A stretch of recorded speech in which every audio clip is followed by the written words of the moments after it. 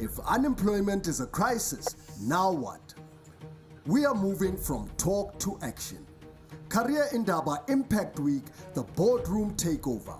A 5-day live broadcast activation from 27 to 31 October 2025, 6 a.m. to 8 p.m. daily. Hosted by Career Indaba Board Members leading Africa's biggest conversations on employment, skills, youth empowerment, and inclusive growth. Bring a pledge, a placement, or a partnership. Catch us live on careerindaba.org and all our social media platforms. Career Indaba, the voice of Africa's labor market.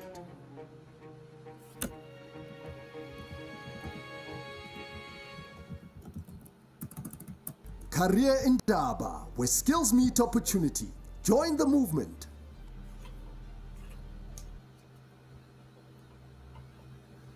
This is where the impact gets real. Career Indaba Impact Week, the Boardroom Takeover. Live from 27 to 31 October, 6 a.m. to 8 p.m. daily. 5 days of bold action, live job bulletins, market access for SMEs, and skills pathways that open doors across Africa. Career Indaba, the voice of Africa's labor market.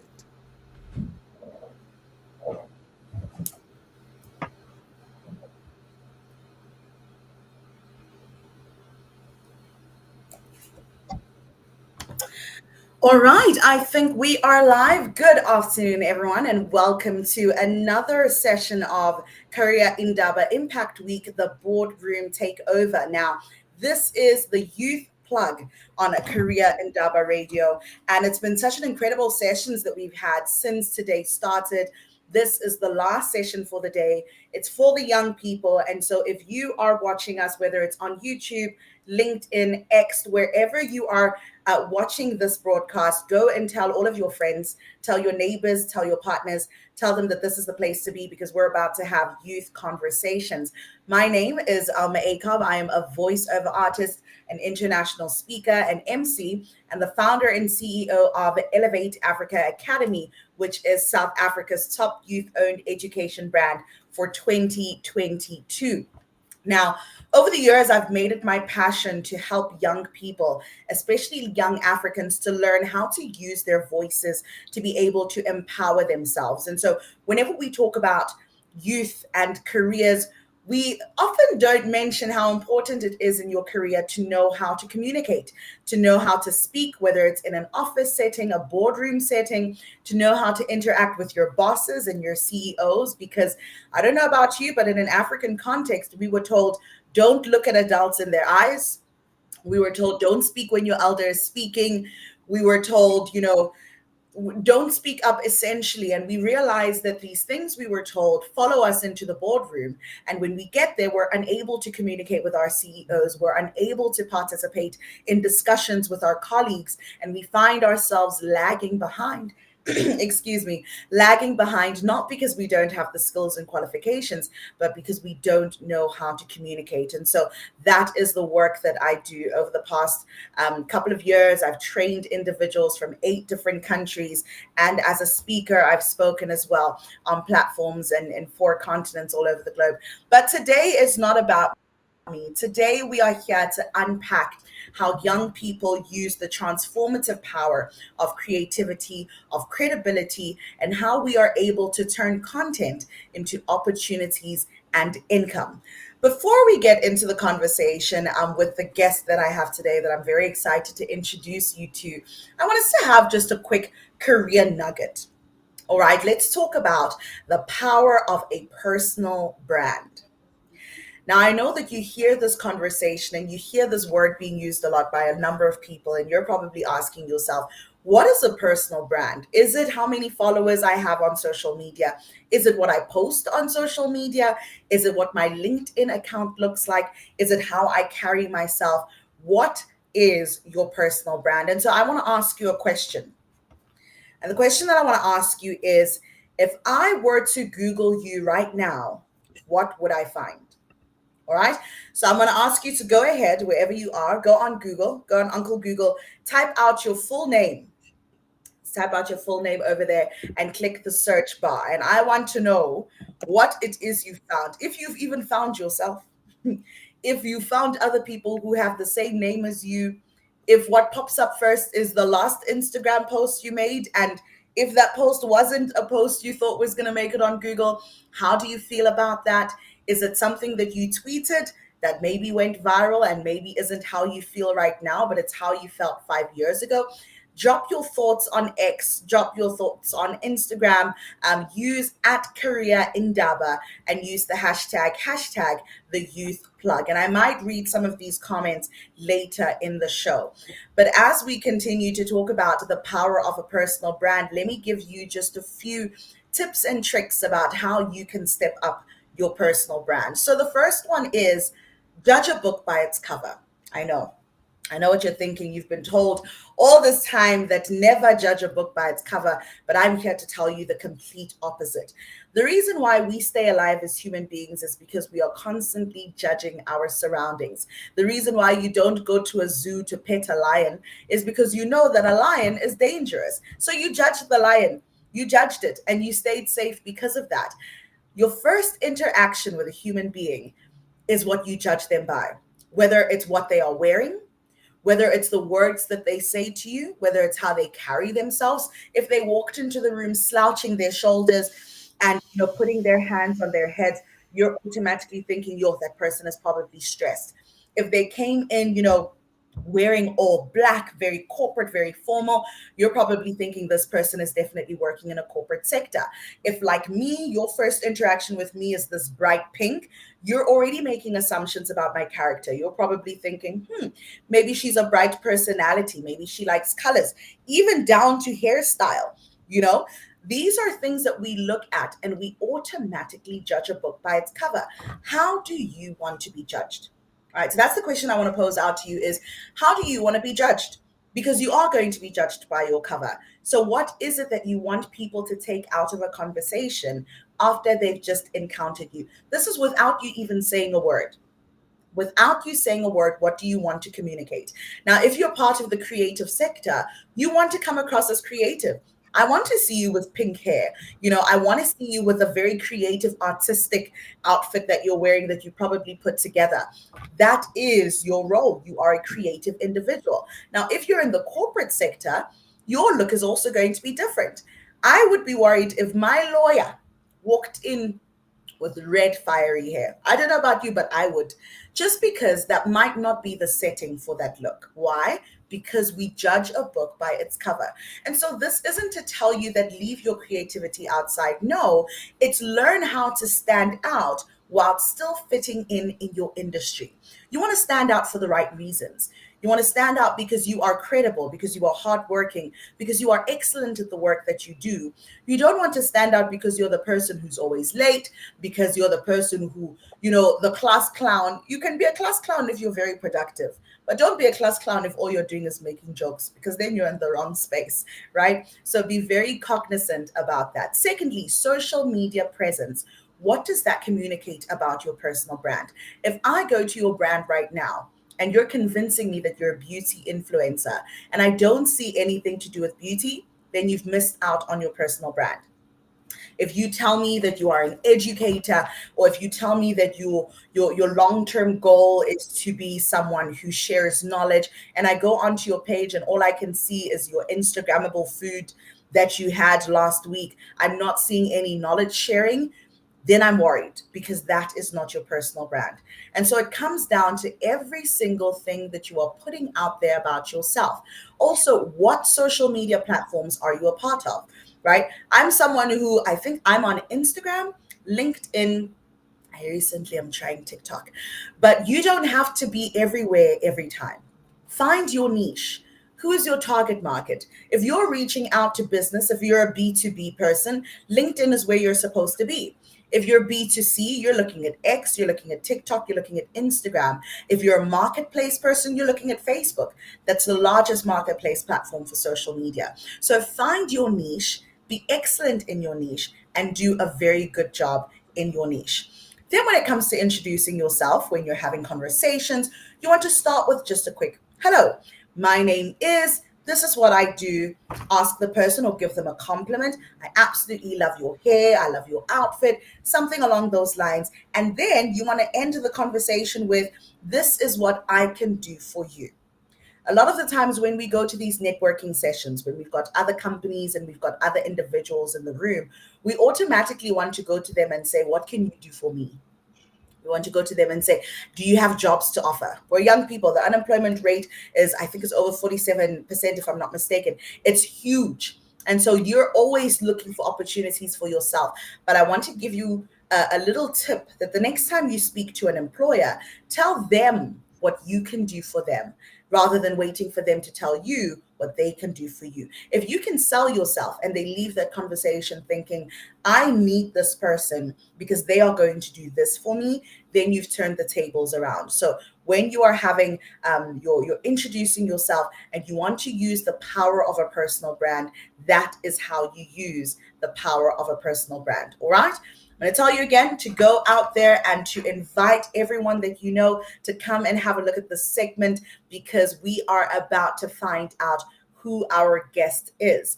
Now, this guest is someone who has worked with youth businesses for a very, very long time. He is incredible at what he does. He is a pioneer in influencer marketing in South Africa, marketing in general. He's been part of the Mail and Guardian list, if I'm not mistaken. When you think marketing, this is the person that you think about. Goes by the name of Pat Mahlangu. Pat. Now, Pat is the founder of Larato Agency, also a visionary behind the youth-owned brand awards, rather, the Yobas, a platform that celebrates and connects and uplifts young entrepreneurs. Myself being one of them, so I am a product of the Yobas. And Pat, you're rewriting the rules of business across Africa, if I could just put it in that way.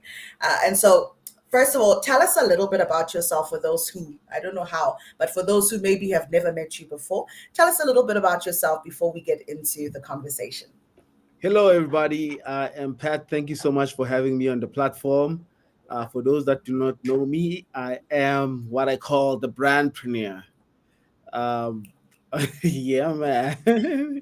Clock it. Yeah, so as a brandpreneur, I've got interests in all things media and marketing, as well as branding from a business perspective. Above and beyond that, I'm a father, I'm a husband, and yeah, I'm passionate about all things youth development. Love that. Absolutely love that. Brandpreneur, you said. Yes. See, I love when people are able to coin the names for their personal brands, because it becomes yours, Pat. If I see anyone else say that they're a brandpreneur, Yeah. I'll know where it's coming from. So Yeah. welcome to the Youth Plug. Welcome to Indaba, Career Indaba Impact Week, the Boardroom Takeover. Uh-huh. As you mentioned, you wear many hats. Apart from being a father, apart from being a businessman, a founder, a mentor, there's a lot that you are doing. So Indeed. my question is, what inspired you to even have the idea? Mm. Because before you do something, you have an idea. Yeah. What inspired you to even have the idea of the Yobas? I think in the main, obviously, I'm passionate about entrepreneurship. I'm passionate about youth development. And I think it only makes sense for me to come up with something like the Yobas because it combines two of my passions. Um, I'm I'm a strong believer that in order for us as a continent to move forward, we need to be able to produce brands that are going to become um, globally competitive, and also that create employment for young people. So at the core of the Yobas is for us driving an African agenda that says that Africa can no longer be just a consuming continent, but a continent that also produces. And the big question is, where do we start? We need to start with the youth because about 70% of the African continent population is youth. So Africa has a bright future ahead of it, given the fact that if you've got a population that is so young, it means they have longevity, they've got the energy. All you have to do is to provide them with a platform that allows for their dreams to to come to fruition, but also to flourish. Thank you so much for that. And speaking of platforms, were you ever in a situation where you were given a platform Yeah. as a young person that changed the trajectory of how things were going? Because I think a lot of the times young people have the energy, Uh-huh. they have the skills, they have the passion. Uh-huh. What they are lacking is that platform. Uh-huh. I mean, in the main, really, I think I wouldn't say there's ever been a platform that really changed my trajectory. I think I'm a firm believer. I mean, you know me, after the Yobas, we started to obviously sort of develop some sort of a relationship. And I believe in creating platforms, right? If I want something, I don't wait. I mean, if you think about it, it's quite ironic that I started the Yobas without having won an award myself. Mm, Because logic would tell you that you must have been awarded before and you must have known how it yeah, feels like to be recognized and therefore create a platform that will recognize other people. You know what I mean? But for me, it's never the case. If I believe in something, I make it I make it happen. But what I would say though, I've been fortunate on is that I've had good mentors. I've had people that entertained my crazy ideas, people that gave me the time of day. Some gave me resources, some gave me advice, some connected me with people that can help make my dream, come true. And I think for me, that is what I've been sort of blessed with, right? Having the ability to come up with ideas, but not only ending there, bringing the ideas to life, because a lot of young people do have ideas, do have dreams and ambitions, but very few actually do act on it. And sometimes they wait, for that perfect time to have the resources. I mean, I'll give you an example. When I started the Yobas back in 2022, I didn't have a sponsor until it was 2 weeks to the main event. yeah. We were all over media, we were on billboards, we were everywhere.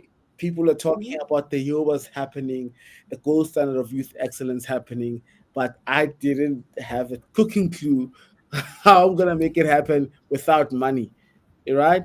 But I ended up Yeah, having I mean, then obviously people saw what I was doing, and saw that actually this was coming from a good place, and this was going to move young people forward. And unfortunately for me, then people chipped in, so as they say, God helps those that help themselves. that's right. So we, as young people, we have to take action, and believe me, the right people will see and the support will come. Yes, it may not be at the scale at which you would like it to be, but support is support at the end of the day. Yeah, 100%. And like you said, take action, but there's no action that comes without risk and uncertainty. Indeed. Even when it comes to investing money, I think a lot of the times we expect growth and we don't think that we need to take that risky decision. Your entire life has been risk, Pat. From launching awards without having obtained an award, which I think is what holds a lot of people back, is Mhm. they want to do something, but they feel like there's a whole checklist that they need to go through before they do it, Uh-huh. to launching an award before even having a sponsor because you have the belief. Uh-huh. And so it's important for young people to know that there is no reward without risk, Indeed. and that secondly, you must believe in yourself before anyone else does. Proof of concept starts with you. It doesn't start with your first investor. It doesn't start with your first client. It starts with you. If you're making a product like clothes, for example, if you are not wearing your own product, how do you expect your clients to fall in love with it? Do you know what I mean? If you're doing hair and makeup, if you are not your first client, Yeah. it's very difficult to convince other people. And so I've got another question for you. I've got a couple of questions for you, Pat. Yeah. But the next one is in what you've seen, whether it's the trends, the talent, and maybe even the transformation. Yeah. What happens when young people are publicly rewarded for something that they are doing? I think in the main, it fuels the momentum. What we've seen with the Yobas. I mean, there's a couple of case studies where you can literally, draw a connection between before winning a Yoba and after winning a Yoba. Like it's sort of like a clear distinction from their brand perspective, from their drive perspective. I mean, we've seen brands that were sort of on the come up, but immediately after winning a Yoba, they just shoot off. Also, what we are seeing is that when young people are being recognized in public, it inspires other young people, to do more, to do better, to continue to pursue their dreams. And I think for me, I mean, I've had many some of the winners coming back to me and say, "Yo, I wasn't sure that which I was building was a brand. I wasn't sure that I'm worthy of recognition. So with winning a Yoba, this is life changing, and this has positioned me, my brand better. I was able to secure investment opportunities. I was able to secure media opportunities for my brand. I was on TV for the first time after winning a Yoba. Yeah. So those are the things that really that we see. And I think the reason why we need to be playing more in the brand domain, is for the fact that brand is forever if you think about it, right? We Yep. play in the business domain.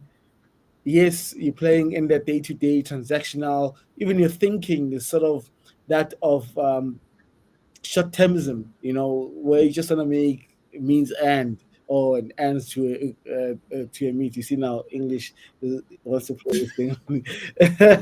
um, so you just want a survival mode, But when you're playing in the brand domain, you're playing in the long term, and that's why I want to encourage every young person that starts a business today to start thinking about building their brand for long term success. Mm. Because that's the only way you can make impact. But if it's Yeah. about just being day to day transactional survivalist, then yeah, soon enough that business is not gonna survive. Fizzle, yeah. Yeah. 100%. Now I want to go deeper into the brand conversation, but before I do, let me just finish up this question in regards to your winners. Mm. I must say that you've created a community, Pat. I don't even know if you're aware of it. I hope you are. But you've created a community of Yoba winners where it's very rare to find an event where there's no Yoba winner presented there in one way, shape, or form, whether they are doing the delivery, whether, I mean, we look at Miss South Africa that just recently happened, and we had two Yoba winners on the stage, Yeah. Zanele and Pamela Mtanga. And then I also coached Zanele and Pamela for public speaking. So there's a whole cross pollination that has started to happen with all of the Yoba winners. And Yeah. I want to speak to this idea of business people wanting to exist in a silo Uh-huh. because they are scared that everyone is going to stake their idea Yeah. or everyone is going to, there's that fear with young businesses where Yeah. I don't want to tell anyone what I'm doing because I'm Mm. scared they're going to do it. How important is it for there to be cross pollination amongst businesses? I mean, I'm a firm believer that collaboration is the new competition. We need to be working together as young entrepreneurs, as young business builders, because at the end of the day, there's nothing really. An idea is just an idea until it's executed. Then it's worth something, right? Mm. If you're gonna sit on your idea with the fear that people are gonna copy it, then you're doing a disservice, to that idea. And what just to also echo the sentiment around Yobas and the winners, forming a community. And I think this past weekend, if it's anything to go by, seeing two Yoba winners on the platform, on the biggest, pageantry platform in the country, that being is SA. For me, it was a proud moment. I mean, Pamela Mtanga, for example, where she was before winning a Yoba and after winning a Yoba. Zanele Parati as well, before winning. You can see the clear sort of distinction. And I think in the main, where we need to get to, yes, granted that there's this, maybe, and I'm glad that you're telling the story, to say I've worked with these guys as well, from a consultancy perspective, from a business perspective. And I think what I appreciate the most with the Yoba winners or that community is that everybody is so clear on their path. So Yeah. what I mean by that, for example, with you, you found your path. Public speaking is your thing. Teaching young Africans to be able to articulate their ideas and articulate themselves on platforms is your passion. And you have no interest in now being something else but that which you are doing currently. And hence, I guess everybody has the comfort to be themselves and to collaborate with other people because they are so clear on what their last purpose is. Delivery Speed has no interest in, I mean, they also do some work with Batu, for example. They do deliveries Mm. um, for Batu, whereby they have no interest of forming a sneaker brand, if you think about it, Yeah. and vice versa. Yeah. It's really about understanding in the main what your purpose is in life, and just being clear. I have no interest in starting a delivery service business. I have no interest in starting a public speaking institute. I'm a brands guy, and that's it. You know, and Pamela, on the other hand, she's passionate about what she does. You can see it, content creation. I mean, that's why she calls herself a media entrepreneur. She's comfy. So Yeah. once you're comfortable and you're clear on your life purpose, nothing will deter you from that mission.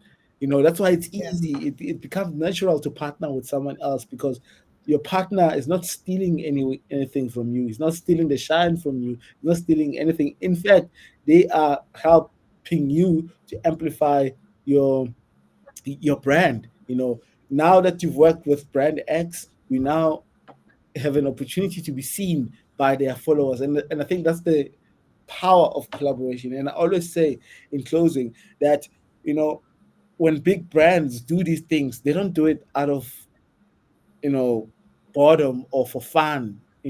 When a brand collaborates with another brand, they understand the power that comes with that. They understand the benefits that comes with partnerships, right? So it's very important to learn from what the big brands are doing. When freedom of movement um, partners up with Plateau Coffee, for example, they know Mm. exactly what Yeah. objective that a partnership is going to achieve. So same thing with us. When we partner, we need to also have clear um, um, objectives, and the greatest partnerships are the ones that are mutually beneficial. So good, Pat. I've got so many golden nuggets here. I don't know which one to touch on. Yeah. I think a lot of the time as young people, even when it comes to meeting business people or meeting influencers or networking, Hmm. we tend to just throw our seeds out far and wide randomly. Yeah. It's like I want to start a delivery company, but I feel like I need to go and have I need to connect with Pamela Mtanga, or I want to start brands. I feel like I need to connect with Alma. Whereas there are those individuals there. We need to be focused on what is your purpose, what is your goal. Find the individuals who are doing what you want to do and speak to them. Uh-huh. Don't just randomly go to Tech Indaba when you weren't planning to do anything with tech in the first place, but you Uh-huh. just feel like I'm going to go there so that I can interact and give my business card. I think Yeah. we need to change our mindsets and how we do that. Then you spoke about the well, I want to call it the quote, a jack of all trades. That's where people normally stop. But they forget that a jack of all trades is a master of none, Mhm. which means if you are trying to be someone who's doing absolutely everything, you're going to miss your market. You're going to miss your targets. You're going to miss your purpose. We've got Pat for another 30 minutes on this conversation of Career Indaba, the youth plug. And so far, the nuggets are there. They are golden. What I always say in sessions like this is, don't just tune in, listen, and say, Tune in, listen, write notes. because you're going to forget these things. If Mhm. you're listening to another conversation that is like this, you should not be hearing these things for the first time because you were here when we had this conversation. Write it down, go on LinkedIn, post your thoughts, tag Pat, tag myself, tag Career Indaba, so that we know that you are someone who has a mentality of learning and constant, consistent learning. Now we come to the part of the conversation where you mentioned a quote, and I hope someone quotes this on social media, and you must quote and you must say, Pat Mashlangu, don't go and quote like it's yours, where Mhm. you said collaboration is the new competition. All right. Uh-huh. That is what you spoke about. I want to specifically focus on influencer brands, Mhm. one of the most competitive fields in the market currently. Yep. It's something that did not exist 5 years ago, but now it is probably one of the biggest marketing platforms that exists. We Indeed. are we are listening to influencers more than we are listening to medical doctors, Mhm. more than we are listening to specialists and psychologists, Yep. more than we are listening to politicians themselves. There are people who will not watch the presidential dialogue, they will watch the influencer who is giving feedback on the dialogue. Indeed. And so it is a massive, massive, massive platform. My question is, number one, how do you turn this influencer brand that you've created into something that can be sustainable and make money for you? Mm. I've got a lot of other questions, but Yeah. let's start there. Sure. I think obviously influencer marketing has been on a growth sort of trajectory, and I mean for the past 5 years, but I mean it didn't really start there. Influencer marketing has always been there. People who commanded attention have always been used, to promote certain brands or products. It dates back with sports stars when Michael Jordan, partnered up with Nike. So the evolution, has been there. So where we find ourselves now, I think we're in a very interesting position, whereby obviously almost every young person has an ambition of becoming an influencer, simply because they've seen, people that they follow, that they know, sort of being able to make a living from just posting and sharing content online. So obviously, with that, it means, a lot of young people again posting content online. They are building their own personal brands, and with the hope that they will be influencers, you know. Yeah. But there was a time um, when influencer marketing or influencers were not as popular, right? And that meant that there were few of them. Therefore, the supply and demand, there was more demand for influencers than there was supply. But now the scale is tipped. There's too many influencers out there, and brands are spoiled for choice, but also brands can only work with a certain number of influencers, right? And meaning that the majority of young people that want to tap into the space, unfortunately, won't have the opportunities or won't be like Pamela Mtanga, who's able to work with almost every brand under the sun, or a Toby Rose, or whoever else, right? So where we are with influencer marketing, it means that you need to be very strategic and intentional about, being able to be an influencer. Number one, I think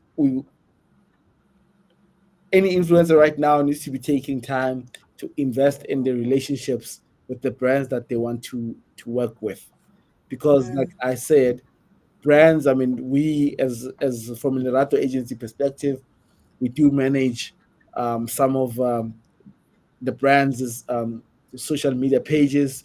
Uh, we get DMs on a regular, someone asking, to be an influencer for the brand. So brands are inundated with requests, right? So if there's no relationship, I don't know you, there's a high chance that unfortunately you won't get called, or you won't get Yeah. a response and an end, right?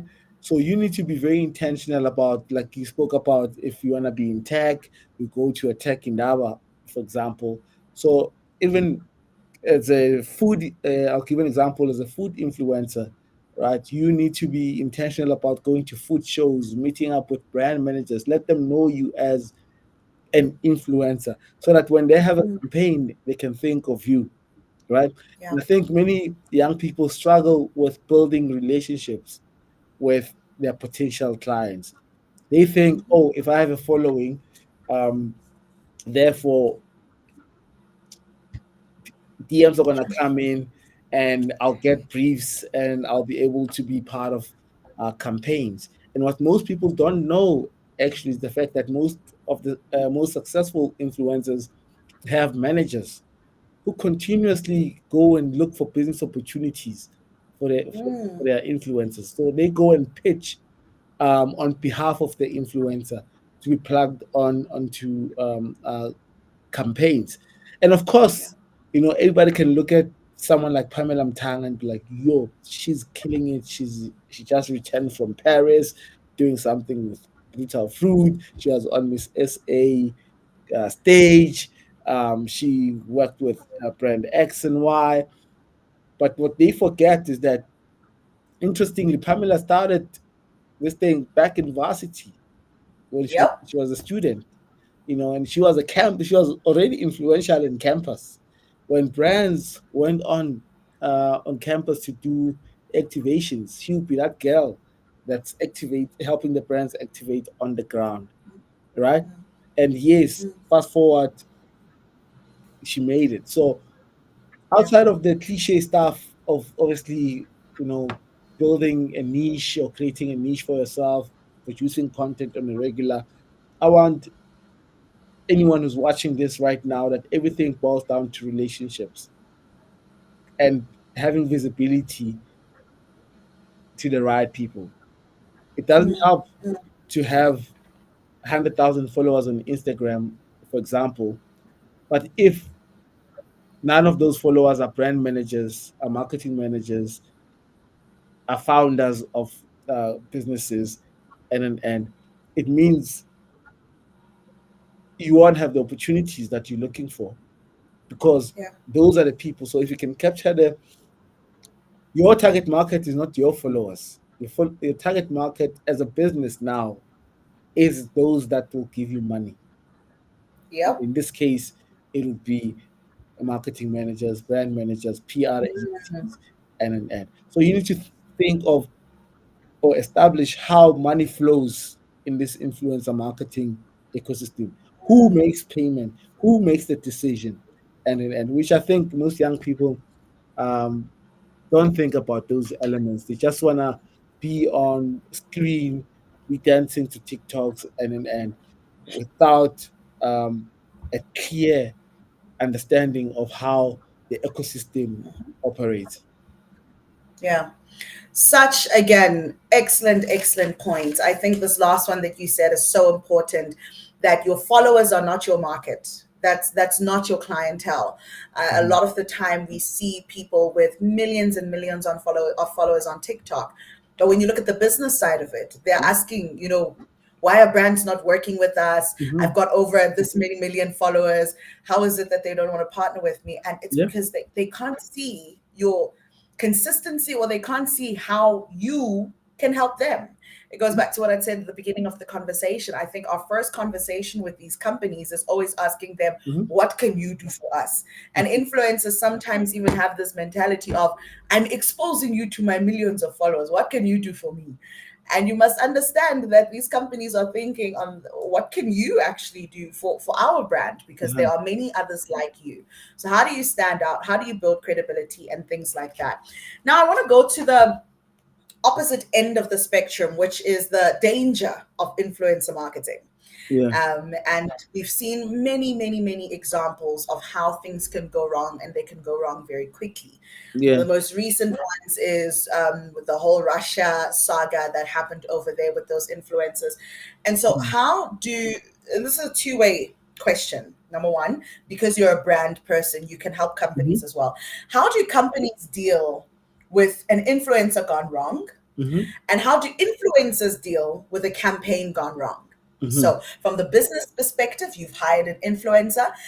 They've gone on. We saw recently with that hair brand that Bali was associated with, where unfortunately there was a word that she said that the brand did not want to be associated with. And so from the brand, how do you best manage that? But also from the influencer themselves, if it wasn't your fault, for example, with the Russia, people have different ideas of what happened. But let's say for this conversation, it's not your fault. You advertise something and you don't know where it's coming from or the legalities behind it. How do these two separate parties manage that situation? I think in the main, from a brand perspective, I think it's very important to do proper due diligence on the influencer. Unfortunately, not every influencer is the way they portray themselves. To be, we all know that online stuff is very much curated than it is a reality. So it's very important for brands to take the time to understand the influencer, do research, look at previous posts, look at previous collaborations, even have a chat. And what I've learned is that, I mean, I've been in spaces with many of the well-known influencers in the country, and how they are online and how they are in person, worlds apart. Yeah.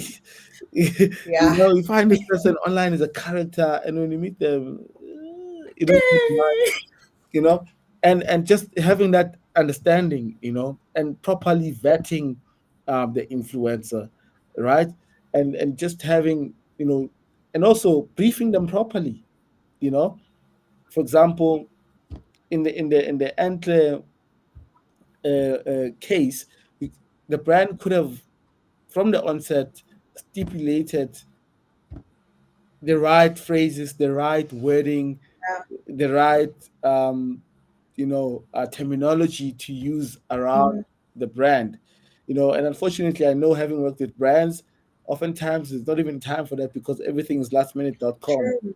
you know Yeah. but it's important that when you onboard someone to work and represent your brand, they have to go through some sort of training. And some of the big brands, especially globally, no Nike ambassador or no athlete becomes a Nike ambassador without having been a, at Nike HQ and undergoing thorough media training and an end, because they understand that if this person is going to be the voice of our brand, this person has to say the right things. This person has to know how to carry Yeah. themselves and an end, right? And from an influencer perspective, um, unfortunately, most influencers, they care about the bag more than they care about their principles and values. And if you look at the Russia case study, one could have easily seen that there's something untoward with this program. But because they were promised money, because they wanted to secure the bag, they don't took on the job. But every influencer needs to think about the impact that also they are having, in the on the social on the social streets. What they say and what they share matters, and it can have a Yeah. material impact on people's lives. So they need to think long and hard about what they do. And of course, I mean, some influencers, their brands are built on, from the onset, controversy. Controversy. Yeah. And from day one, that's what they're known for. And if you're a Yeah. brand and you're gonna partner up with such an influencer, when they get called out or they are seen to be um, doing things that are not in line with the image that you wanted to portray, you only have yourself to blame, because you took on that influence and knowing exactly how they are and how they move. Yeah. Yeah. Yeah. Solid points there, Pat. I think to close up this session, I know we've got about 10 minutes left of the conversation, so I've got two more questions for you. But to close up this conversation on influencer marketing and why we spend so much time on it is because that's what young people want to do. majority of young people have, because they've seen the success, the what looks like success on the socials also, I must say, but they've seen that and they want a part of that. I mean, we've got influencers living what seems like better lives than graduates. It's and so there's a whole change of the dynamic of young people and how they're thinking about Mm, success and what success looks like for them. So it's an important conversation to have. And what I wish to see is to see more legal entities mm, involved in influencer marketing. I need to see more lawyers mm, who are specifically focused on this, because the wisdom, the guidance that is necessary is lacking. mhm, And so mistakes are being made right now. And some mistakes you can't take back. Once your brand has lost its credibility, it's mhm, incredibly hard to try and build it up again. And so the final part for this conversation is I've made a post. I've made a post. It was a terrible mhm, decision, but it's gone viral for the wrong reasons. How do I deal with this newfound hate that I'm getting?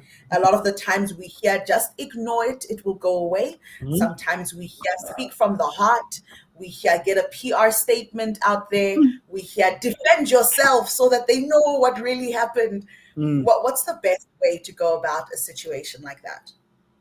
I think when it comes to that sort of um, situation, honesty is always the best policy.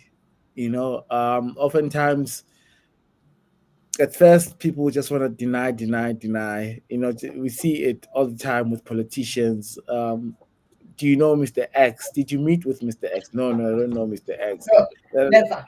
until the proof gets presented, then oh yeah, no, he's a comrade. You know what I mean? Then Yeah. now easily, you are chipping off some points off your brand. And I think in the main, if people can learn just to be honest, and say, listen, I did not know what I didn't know. I messed up, and I take it. I take the full responsibility and accountability for that. Please forgive me. And yes, people may not forgive you instantaneously, but over time, they will forget. But when you deny, deny, deny, or you want to blame other people for your own mistakes, then that may have some dire consequences. So it's very important that if you find yourself in a position like that, you really, account and take responsibility for your actions. And that's how you should keep it moving. Mm, mm. Thank you so much for that. Like you rightfully say, I think we're all seeing things. The truth will always find a way of coming out. Indeed. Always. There's going to be someone somewhere who knows what really happened, and it's very bad to retract your statements versus just to deal with the onset Mhm, that comes after you have given your truth. And so as we go on to the last couple of questions here, Pat, I've got two of them. mhm, Number one, for the young people who are watching Yoba's next year, what are we looking forward to? What's the vision? What do you want to see different or improved or better? Or is it, I mean, it's brilliant as it is, to be quite mm. honest. But one thing I know about you is as soon as the Yobas are done, you start planning for the next one. Yeah. And so, what can young people look forward to? Those who are watching who maybe want to apply for Mhm. their own brands. What are you thinking? So yeah, the Yobas are indeed happening again next year, and I think 2026 marks a very important milestone. It will be the fifth annual Yobas. So the Yobas will be half a decade old.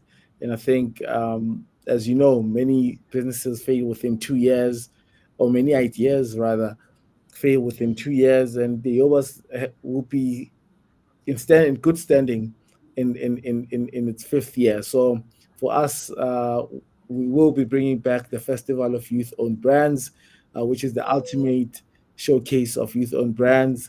We will. That's our big plans. A 2-day festival where young people can come, learn, network, buy from one another, and ultimately celebrate each other.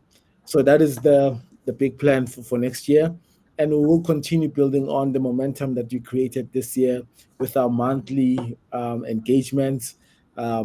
Like this Thursday, we'll be hosting the Youth in Transport seminar at the University of Johannesburg. Next month, we'll be doing something around manufacturing and media. So it is a continuation, right? The Yobas are now also another exciting thing that we are working on is our research, the Youth in Entrepreneurship study, which I would like to encourage every young person that runs a business to take, because that's the study that will inform, meaningful change towards youth entrepreneurship, because the results of the study will be presented to some of the key decision makers in corporate and also in government. Oftentimes we hear things that young people say around, support, around access to market, around funding and finance, but sometimes we fail to understand the nitty gritties, which is what this study is all about, just understanding the nuances of youth entrepreneurship. So that's something that's very exciting that we are also working on.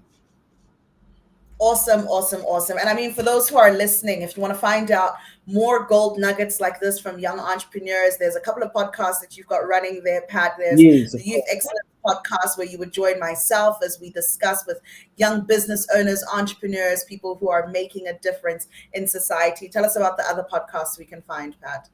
yes. What do you call it? Youth Excellence podcast. Yep. Yeah, so we also have a podcast, which really at the core of it is to tell stories of youth excellence or amplify. We seem to have lost Pat. He's going to come back just now so that he can tell us more. Let's give it just 2 seconds. But as he's coming back, I think we've really learned some incredible insights from this conversation with Pat. If I can just look back at the notes that I've made. Like I said, I encouraged you guys from the beginning to make notes. I wasn't lying.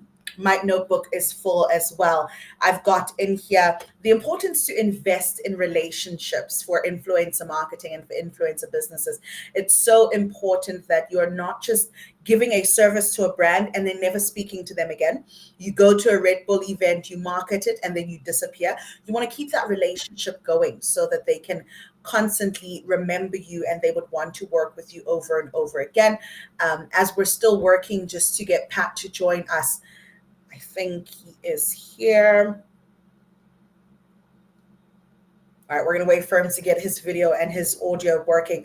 But the next point that I wrote down was start where you are, right? Pat spoke about starting off the Yobas. Excuse me. Starting off the Yobas as someone who hadn't won an award himself, but believing in what it is that he wanted to do, he went ahead and he started right where he was. We think about Pamela Mtanga, who started her presenting and influencing career from university because that was her sphere of influence. That is where she was based. Pat, as soon as you're back, let me know. And if I can hear you and if I can see you, we'll jump back into the conclusion of the conversation there. The next point that I've got is your target market is not your followers. Your target market is the business rather, or the organizations that you serve. And so change the way that you are thinking about how you market yourself, how you are posting on the socials to be more business focused. And as you become more business focused, then your followers will also know that this is someone who is very business focused, and they'll appreciate the excellence of the work that you are doing and that standard that you are keeping throughout. Also know that if there are certain brands you want to work with, you need to display a certain character of that brand, right? If you are trying to work with excuse me, if you're trying to work with organizations that are maybe government focused, then you need to have a brand that echoes that level of excellence. I'm not sure if I've gone off or not, but I do see that my video has disappeared, but I'm just going to carry on speaking. The next one is that you cannot exist in a silo, right? As a business person, you cannot do this alone. You need partners. You need collaboration. You need people who want to work with you to amplify the work that you did. I spoke about how in the Yobas, there's so many winners that I've had the pleasure of working with as a public speaking coach, from Pamela to Zanele to a number of other people who are seeking this opportunity to better themselves. And if you think about these individuals, one thing that I love about winners is they never stop learning. Right? You might think you've reached the epitome of your career, but I want you to have the mindset where you will never stop learning. Every single day is an opportunity to learn more, to grow yourself, and to better yourself. Even Bonang had public speaking training, and I mean, she's one of the best speakers and presenters of our time. And if it tells you that she can invest in bettering herself, then it should tell you that you can do that too. Then final 3 points before we take a 5-minute break and then jump into our next conversation is that of a jack of all trades is a master of none. Find your niche. Find what you are good at, find what you are excellent at, and do it to the best of your ability. That was such a powerful conversation with Pat Mahlangu, the brandpreneur, as he calls himself, a man turning youth influence and branding into an economy of its own. This, again, is Career Indaba, the youth plug, where we are having conversations about how young people can thrive in the business world, can thrive in the creative space, and can do what they do, but also create an income from doing what they do. Up next, we'll unpack the mindset behind sustainability and how to sustain these businesses that we have spoken about. Join us back in 5 minutes. We're going to be right back to the space. If you have learned something, I'm asking that you would go and post about it. You would go and tag your friends. You would go and make sure that you're not the only one who is hearing this good news. They always say when you hear good news, you make sure that you spread it. You don't keep it to yourself. The hashtag is hashtag the youth plug at Career Indaba. And with that, let's take a break. The idea becomes an economy. This is not another event. It's an activation of Africa's potential. The Career Indaba Expo and Bootcamp 2026, where 5,000 delegates, 100 exhibitors, and 20 bootcamp zones collide to create the future of work. From youth innovators to corporate pioneers, from township traders to global brands, every voice counts. 2 days, one goal. Aligning Africa's skills with its opportunities. Career Indaba Expo and Bootcamp 2026. 15th to 16th May, Sandton Convention Center, where skills meet, where Africa works.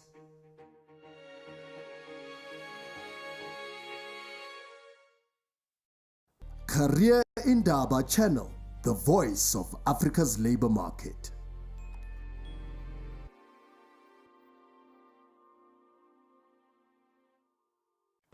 If unemployment is a crisis, now what?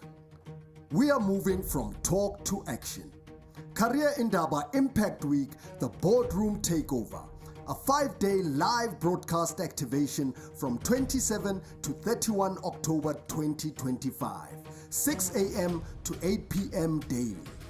Hosted by Career Indaba Board Members, leading Africa's biggest conversations on employment, skills, youth empowerment, and inclusive growth. Bring a pledge, a placement, or a partnership. Catch us live on careerindaba.org and all our social media platforms. Career Indaba, the voice of Africa's labor market.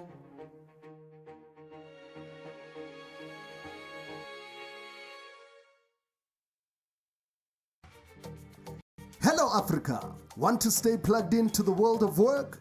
Follow us at Career Indaba on LinkedIn, Instagram, and X, and dive deeper at careerindaba.org.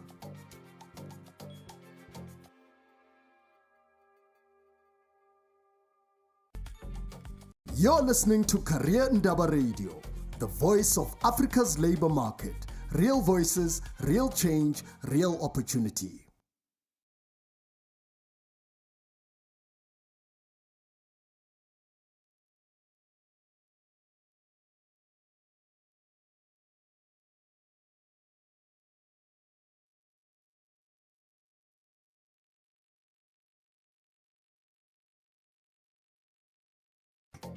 Career Indaba. Real voices, real change, real opportunity.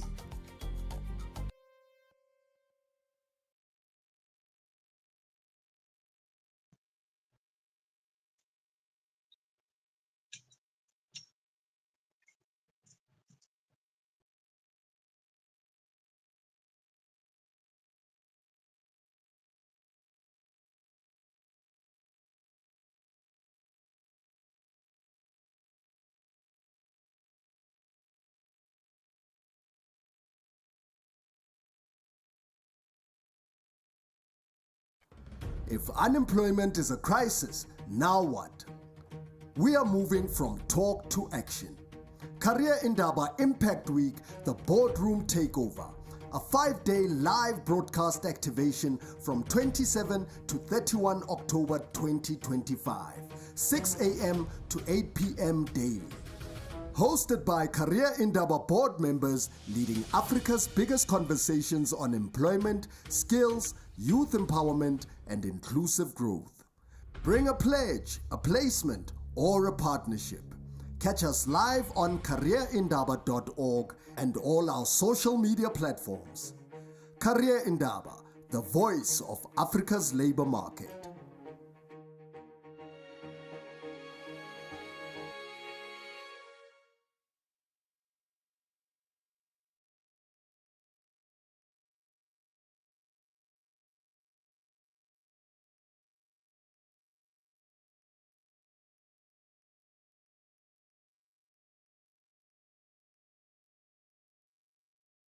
The mic is live, the youth are speaking. This is Youth Plug, where hustle meets opportunity. From side gigs to startups, from code to courage. We plug in the next generation to jobs, skills, and power. Youth Plug, Africa Youth Economy switched on.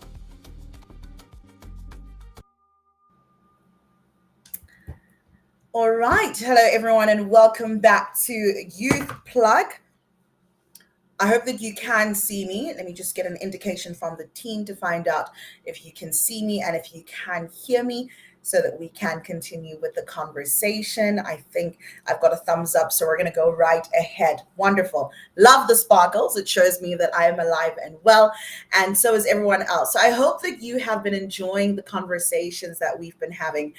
Like the advert has said, this is Career Indaba from Boardroom, and we're talking about Youth Plug, how to build sustainable youth businesses. Now, the previous session that we had was with Pat Mahlangu, a premier, who told us how to build your brand, how to keep your brand credible, and how to work with other brands in a cross-pollination system. We jump into a next conversation, which is going to be just as fulfilling, just as fruitful, and full of golden nuggets. So again, if I can just remind you, I like to remind people about social media because that's where we are.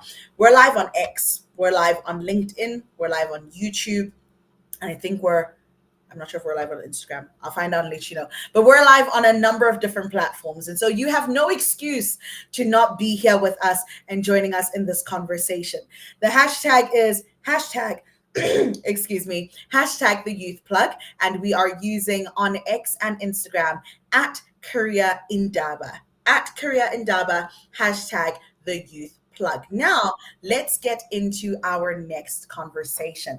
I'm going to be joined with an incredible guest who goes by the name of Stacey Fulufelo Williams, a freelance writer who holds a Bachelor of Arts with an honors degree in political studies and philosophy and a postgraduate diploma in development planning from the University of Witwatersrand. Whilst completing her degree, she also studied at the Institute of Political Studies in Paris. So we might even have a conversation in French today. And she has worked as a tutor at the University of Witwatersrand and is passionate about the role of education in building communities. Stacey, are you with us?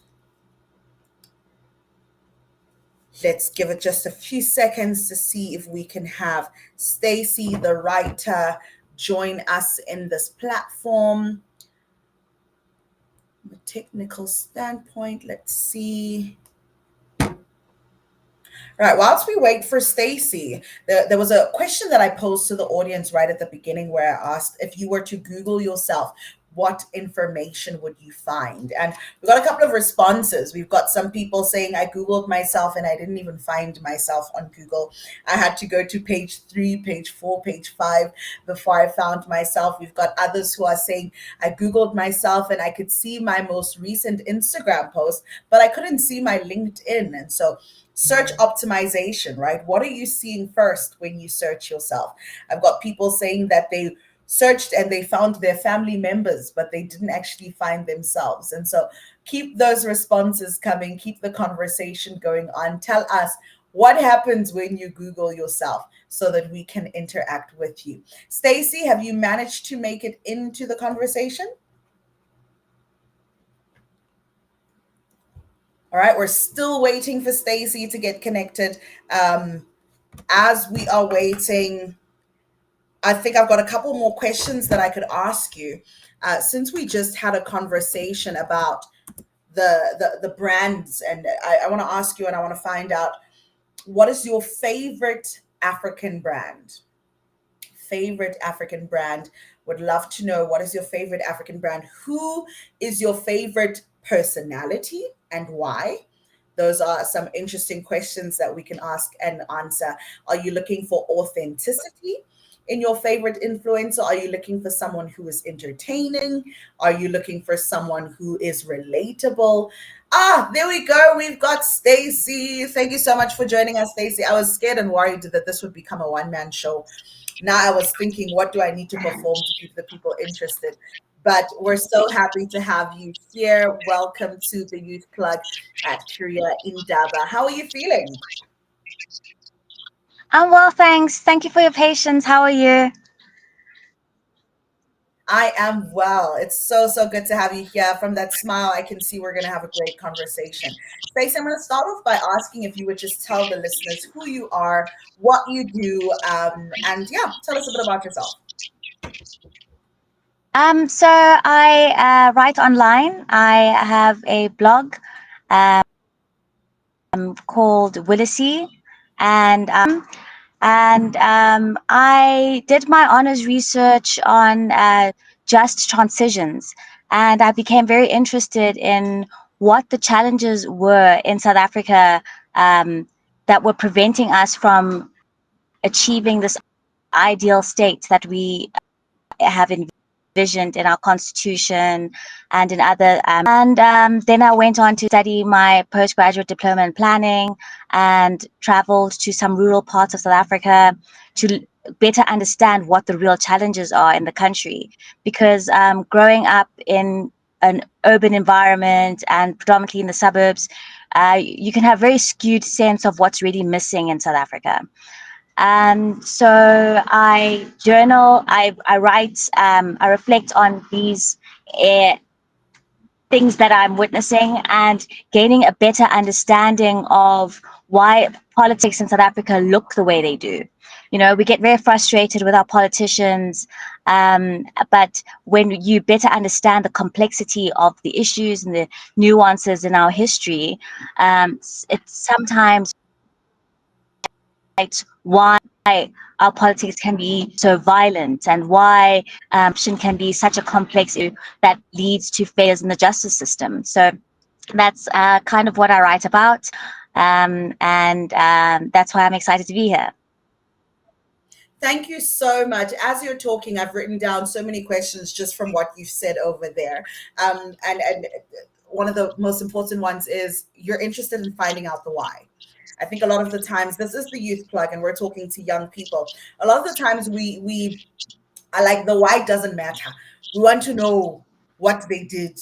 You know, understanding the why is always somewhat of an afterthought because everyone wants to deal with the action rather than why it happened. But before we even dive into that conversation, how did you know that you wanted to be a writer?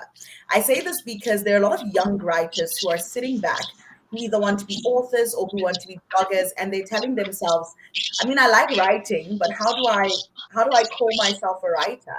How did you get there?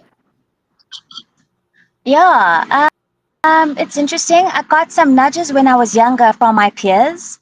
In high school, I started a school newspaper after there was an incident in our hockey team. Attention that arose and some chatter about some of the racism in the school and issues around that. And so my friend Snalo and I decided that we were going to start this magazine and get the school to have a conversation about this problem. Then I was fortunate enough to later on become head of this editorial committee on this junior city council in Port Elizabeth. And we started a magazine. We decided that there was a conversation that needed to be had in our city, and we could do that. So we wanted, so we got the support from the Lions Club in Port Elizabeth to start this magazine. And then I realized that, hey, maybe like I can make a career out of this. I can work in media. And so that was what I decided to pursue. And when I got to university, I understood what I wanted to write about in particular. I was particularly interested in the complexity of politics. And so that has informed how I've been moving forward since then. So good. So what I hear as you're talking is writing for purpose and for change, and that's such an important role. And when you speak about how you started off in high school, I think for the young people who are listening, asking themselves, when is the right time to start? It is now. There is no right time. When you are passionate enough, as soon as something happens that you feel like you need to do something about it, you do it now. You didn't wait for a qualification to write. You started writing and then you got a qualification to back it up. And that is a critical lesson that I hope those who are listening will hear it and hear it well. You start where you are, and then you get a qualification to back it up, because you also didn't stop at just being a writer. You got a qualification. A lot of the young people who are watching are saying, I'm good at baking, or I'm a great chef, or I know how to do this, therefore I don't need a qualification. But you went ahead and got that qualification. So how do you feel about this change in dynamic we see, especially in South Africa, where young people are abandoning the requirement or the need to be qualified because they don't feel that it's serving them, considering that the unemployment rate has a lot of unemployed graduates? How do you feel about that? I think it's such a difficult issue, there's the question of what is the value of education.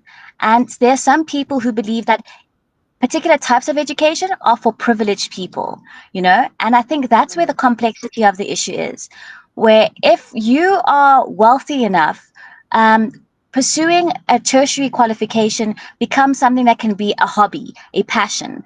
And so that speaks to the value of education, that it refines your thinking and it helps you push your boundaries to be in a structured environment where you are learning.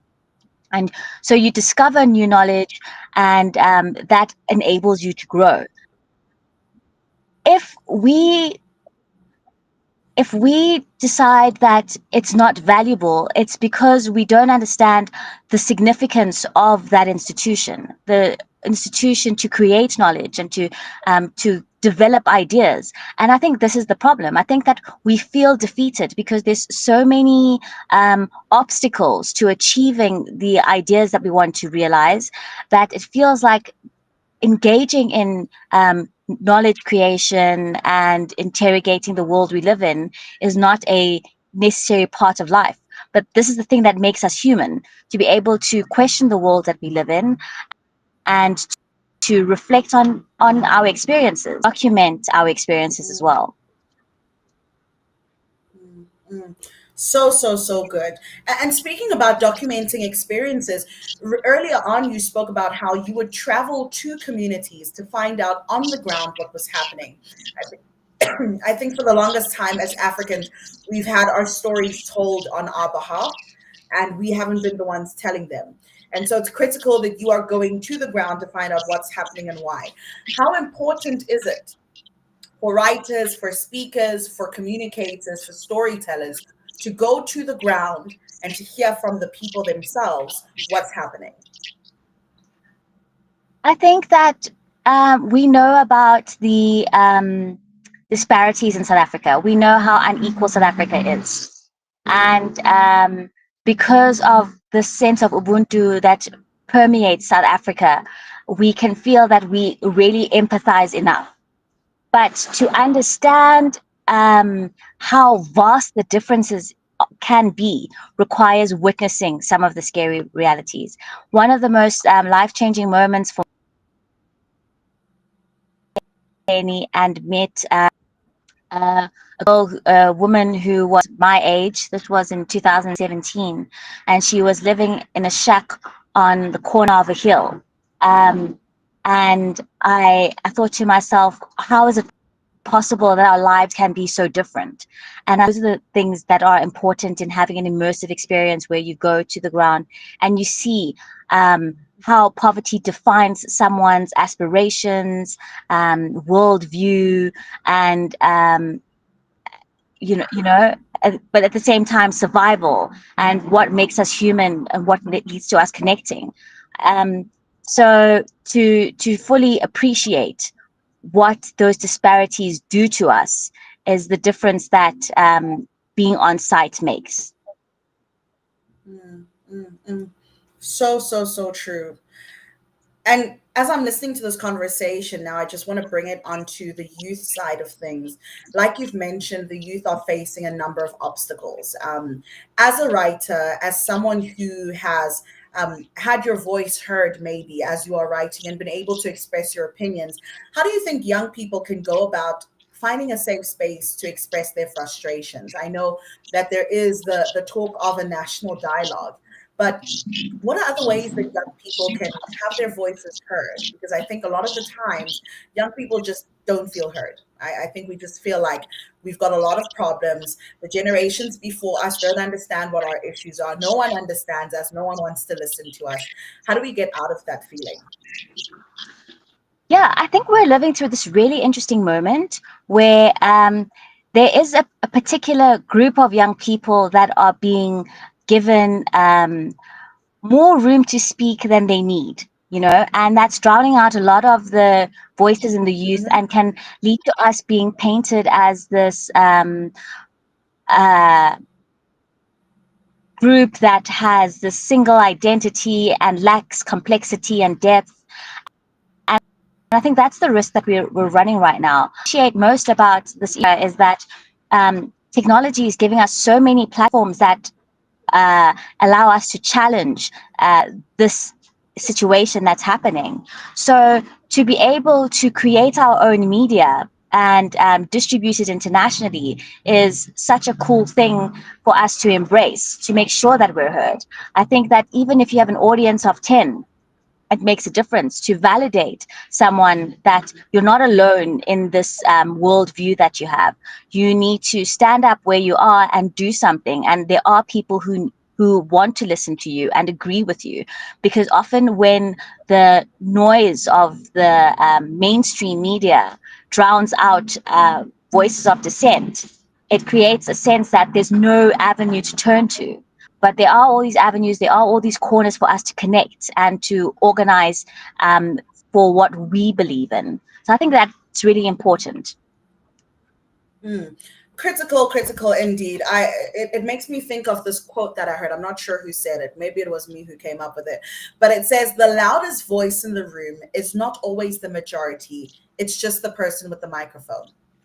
And Mm. that speaks to exactly what you're talking about, that we've got these young people who are the voice of the youth, not necessarily representing the majority of the youth, but they are the ones who have the microphones. And it has its positives, but it also has its dangers, because like Chimamanda Ngozi Adichie says, the problem with a single story is not that it is untrue, but that it is incomplete. And so what we're hearing out there is a whole bunch of incomplete stories. My Mm. next question is, do you feel that the narrative becomes a little bit twisted when African stories are told by those who are not African? How much autonomy do we have with our stories? Wow, that's a very difficult question. You know, I think that when we're reflecting on people's experiences, it says something about us, and that's not something that's not valuable. So the value of non-Africans telling African stories is to tell us how we are perceived by them. I think it's an opportunity for us to reflect on why they perceive us that way.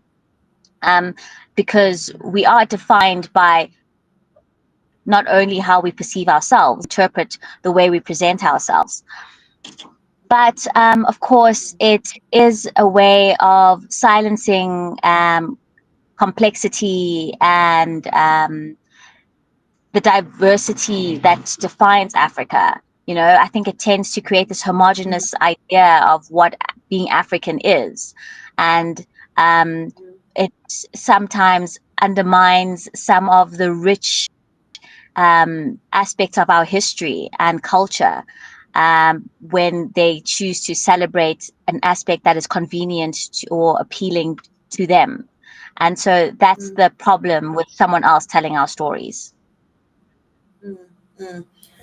Really, really good points here, Stacey. Honestly, I'm writing notes as you're speaking, and I hope that people are as well, because these are such good pieces. I want to transition into just transitions, which you mentioned as an area of expertise. If I'm not mistaken, you did say just transitions, yes? Yeah, just transitions. Wonderful. Is that focusing on the sustainability space or the democracy space, or tell me a little bit more about that? So I did my research on democratic transitions in particular, and what you need in a city to maintain stability after conflict. That is my area of interest. Wonderful. And so you are the perfect person to speak to today, because we find ourselves in a number of different transitions happening within South Africa. Political transitions, economic transitions. The transitions are never ending. And so what advice would you give to young people who are living in a society that we can't really say anyone has lived in before? We've just transitioned from COVID-19. We've got a relatively new government of unity. There's a lot that's happening for the first time. This is the generation of firsts. What's the advice to them, and how to deal with all of these transitionings happening around them? I think the most important thing for me is not to keep quiet. There are so many avenues available to us to be part of the transition, to roll our sleeves up and say, hang on, we do have something to contribute here. There are just a lot of people who are making it very difficult. A lot of people want to create obstacles to exclude a lot of people, to exclude us.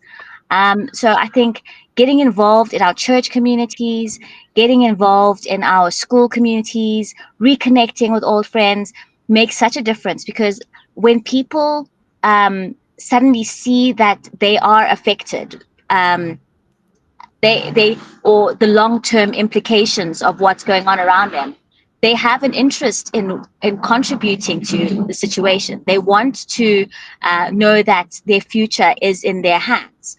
And sometimes people around us just need a nudge, or they need that validation that they are other people who feel the same way.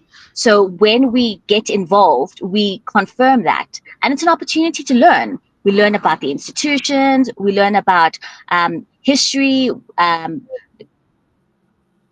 We're involved in the democratic transition of the 90s, and learning from their the wisdom that some of them are able to share, actually. And I think that we are also having the opportunity to preserve them in history. And there's so many people who aren't celebrated, like big figures like Steve Biko were, but they supported these people's efforts. And so connecting with them can be the opportunity to get as close as possible to such figures. And there's so much to learn from them, which is so exciting. Do not keep quiet, young people. I think that the youth that brought us out of the historic events that happened during the Soweto uprising were not quiet, and we cannot afford to be quiet now with everything that we have access to. We've got a question for you via voice note, and so I'm going to ask the team if they can go ahead and have that question played, and then We'll see if I need to repeat it after it's played. Go The ahead, team. mic is live. The youth are speaking. This is Youth Plug, where hustle meets opportunity. From side gigs to startups, from code to courage. We plug in the next generation to jobs, skills, and power. Youth Plug, Africa Youth Economy switched on. Coming.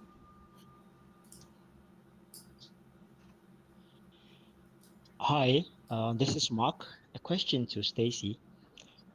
Stacy, what channels are there or are made available for the youths, especially in the rurals, to be exposed to writing African stories, but also to get exposure to things like theater and the arts?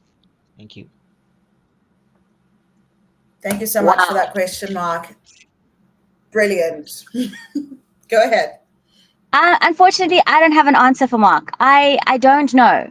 What I know is that there are a lot of people who are doing a lot of things to connect with rural communities. You know, the organization that I went to Emma Latleni with is based here in Johannesburg, and we were traveling. We traveled. For a couple of days. We spent the trips that we made were not just a single day's trip. So I think that's the challenge. I don't know of government efforts to connect youth to platforms for them to be heard, but I know that there are political parties that are plugged into these communities and are always listening to what the needs are in the communities. And I think the problem with the rural bias in understanding those communities is that things like blogging platforms are seen as more of an urban need rather than needs in the rural areas because of the extent of the poverty in rural areas. And I think these are some of the hurdles that we're still overcoming, but you have to be part of that conversation to be able to change that mentality that a lot of these solutions are universalizable and that there is contribution that can be made and be of value from diverse backgrounds, and that's not diversity just as race, but from different class backgrounds. Definitely. I think just to echo your sentiments, creative outlets for the longest time have been seen as a privilege. And so when we think about rural environments, it's always a privilege to be exposed to creativity, whether it's writing, whether it's the arts, and that whole narrative and mindset needs to shift because creativity is what builds a nation. I truly believe. I think the ability to tell stories is what makes sure that history is not repeated. So it's so critical. Thank you so much for that question, Mark. Let this be an encouragement to everyone else who is watching, who is listening. You can send us questions, whether it's typed out, whether it's in the form of a voice note. This is a really, really big opportunity. And so I hope that you will use it to ask questions. I'm going to come back to our conversation, Stacey, about just under 30 more minutes to have this conversation with you. So thank you for giving up the time and sacrificing to being here with us. We're really learning a lot from everything that you're saying. What I've noticed, and this might be a bias, is that every year in the month of June, something happens. Now, I like to call it performative youth representation, where every company and organization decides that because it's Youth Month, we're going to bring young people in, whether it's for an event, whether it's for a social media post, and they will call that their youth out. You know, that's what they're doing for the youth. How do you feel about things like that? Do you think it's performative? Do you think it's actualized? How can organizations be a little bit more intentional about youth involvement? Yes, I think it's performative. But I know that there's some scholars who are talking about the value of being performative. You know, there's this coercion for you to accept that there's some things that are important to society and that you have to be part of it is not necessarily a bad thing. You know, there is a moment where they have to reflect of what has happened in the past, and that's how we're going to bring about change. because otherwise we live in our little bubbles and we're consumed with our personal issues, and we catastrophize small trivial issues. And so the value of performative politics is that for a moment we have to escape our little bubble and consider what's going on with the world around us. I think that with the diversity in South Africa, it's especially difficult to hold on to the history that brings our nation together, that's driven our nation's progress. So I think that it's nice that there's this moment where everyone is required to perform their interest in welfare and the greater good. But of course, there's always more that could be done and challenged. But we have to just consider where are we and how to in those. And I think the performative moments are that moment to reflect and consider how far we are from these issues and how close we want to be to the issue. Yeah, really good point. I love that you touched on some of the positive aspect of performative moments. So in my research, I'm doing a PhD in corporate sustainability, and we speak about how performative sustainability has become in organizations. Now, it's not all bad because they are being performative, it's forcing them to implement change. So even though they themselves have not yet gone through the transformation process of sustainability, at least, and that's what it should stay as, it's the least. At least they are being performative about it. And what we're saying here is it should step away from being performative to actually being real. We should actually want to have young people being empowered through the work that we do in organizations. So let this be an encouragement to the organizations tuned in that young people are yearning to be more than a gimmick. We're yearning to be more than a billboard during your youth campaign. We're yearning to be more than sitting on a panel discussion, which is good. It wasn't there before. Sitting on a panel discussion with other executives as the youth representation.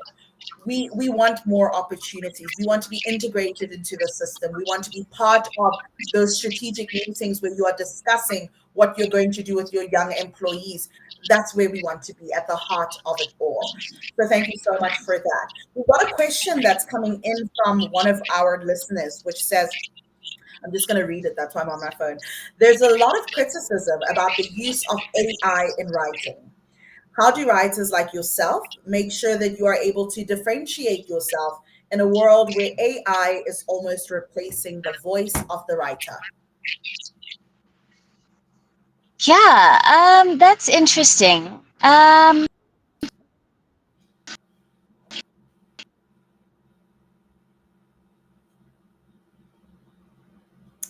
Stacey, we're missing. I think that AI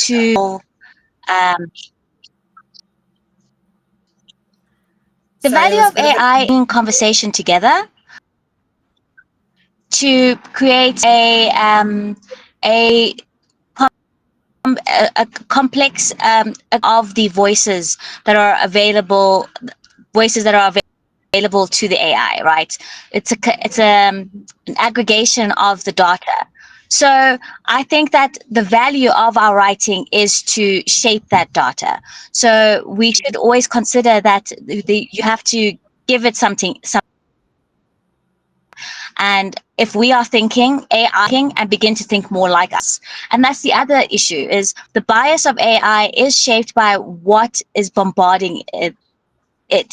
And so the importance of availability of different ideas is going to shape how it represents us. Yeah. Thank you for that, Stacey. Like you rightfully said, we're past the point of saying we don't want to work with AI. It's here, and I think it's here to stay. And if anything, it's going to become a lot more involved in our lives. So we need to start having a conversation about how do we work with AI instead of how do we work against AI. We're going to take a quick 5-minute break, and in the session, don't go anywhere, Stacey. It's just to give everyone an opportunity to stretch. When we come back, We're going to talk about Paris. We're going to talk more about writing, and we're going to talk about youth empowerment. So stay tuned. Okay. See you in 5 minutes. All right. The mic is live. The youth are speaking. This is Youth Plug, where hustle meets opportunity. From side gigs to startups, from code to courage. We plug in the next generation to jobs, skills, and power.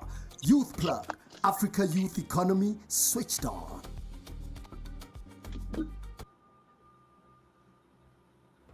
If unemployment is a crisis, now what?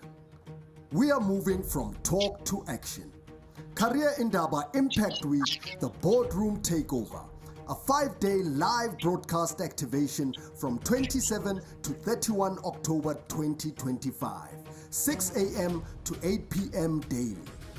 Hosted by Career Indaba Board Members leading Africa's biggest conversations on employment, skills, youth empowerment, and inclusive growth.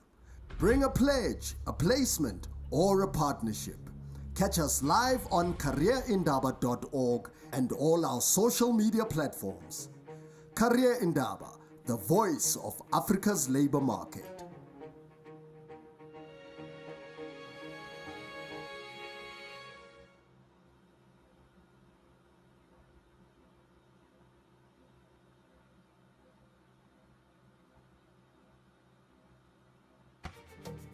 Hello Africa! Want to stay plugged into the world of work? Follow us at Career Indaba on LinkedIn, Instagram, and X, and dive deeper at careerindaba.org.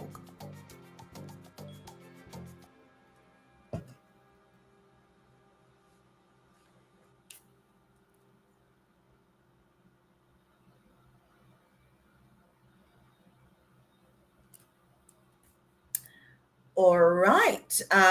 Team, can we jump back in? Are we happy to go?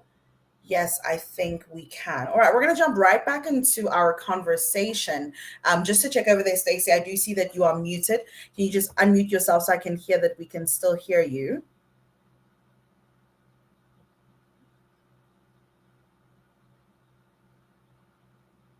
You muted me.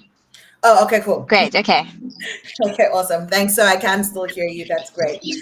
So for those who are only joining us now, we have had a lengthy conversation about how to use your voice effectively as a young person, about the stories that we need to tell as Africans, about the role of AI and storytelling, and how important it is to not keep quiet as a young person, especially in South Africa.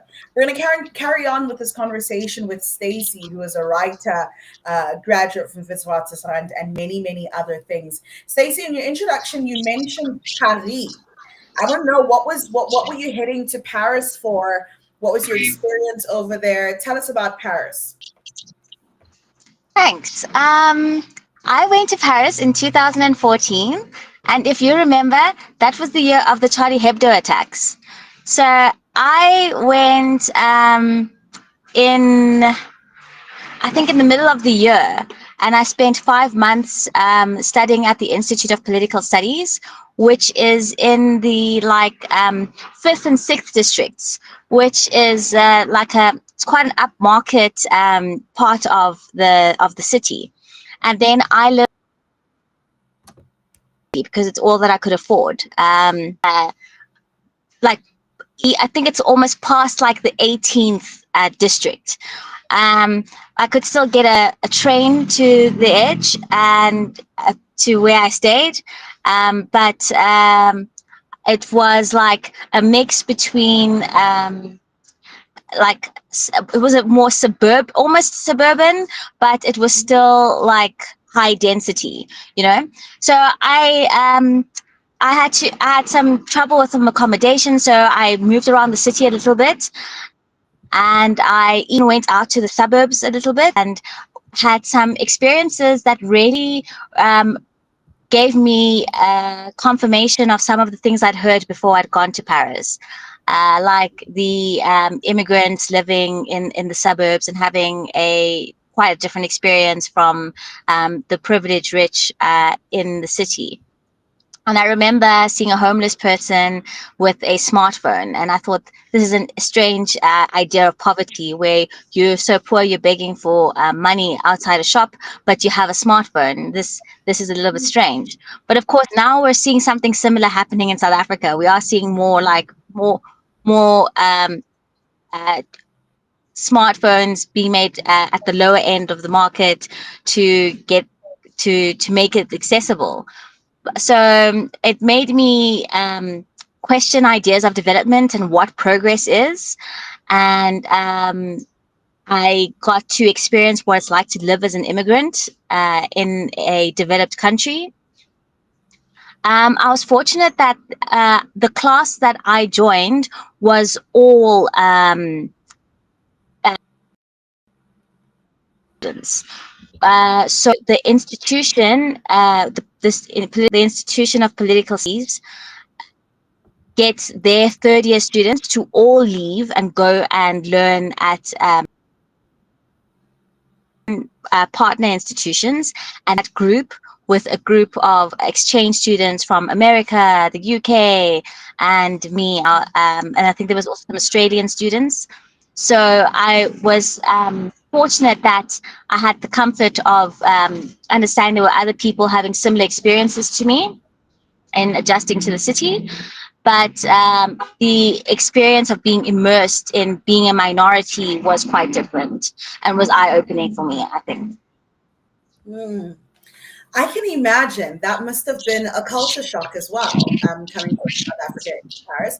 I like the honesty with which you speak, because a lot of the times, first of all, I don't think we as South Africans travel as much as we should, because it is exposure that would help us, even within South Africa. I think if you're from Durban, KZN, you're going to stay in Durban, KZN.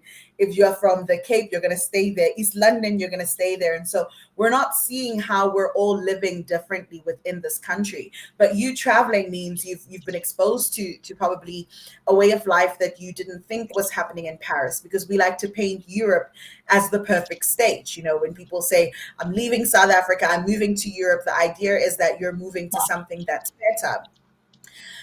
Is it that the UK has just really good branding and storytelling that makes them seem better than they are? Like, what can we learn from them? I'm not saying that they're good. I know that they've got a lot of false narratives, but they're obviously doing something right in terms of their branding for everyone to think that that is the epitome of success in good life. Yeah, I think the quality of is indisputable, and I think that it really is speaking to the value of the welfare state, that there should be a bare minimum that should be tolerated in society to ensure the greatest good is possible for the society.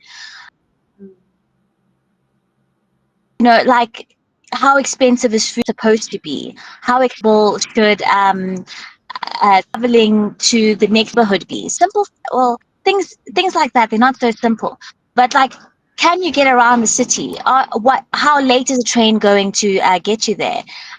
If your only reliable mode of transport to get home is a taxi, and the taxi doesn't take the same route all the time, how are you going to know you're safe?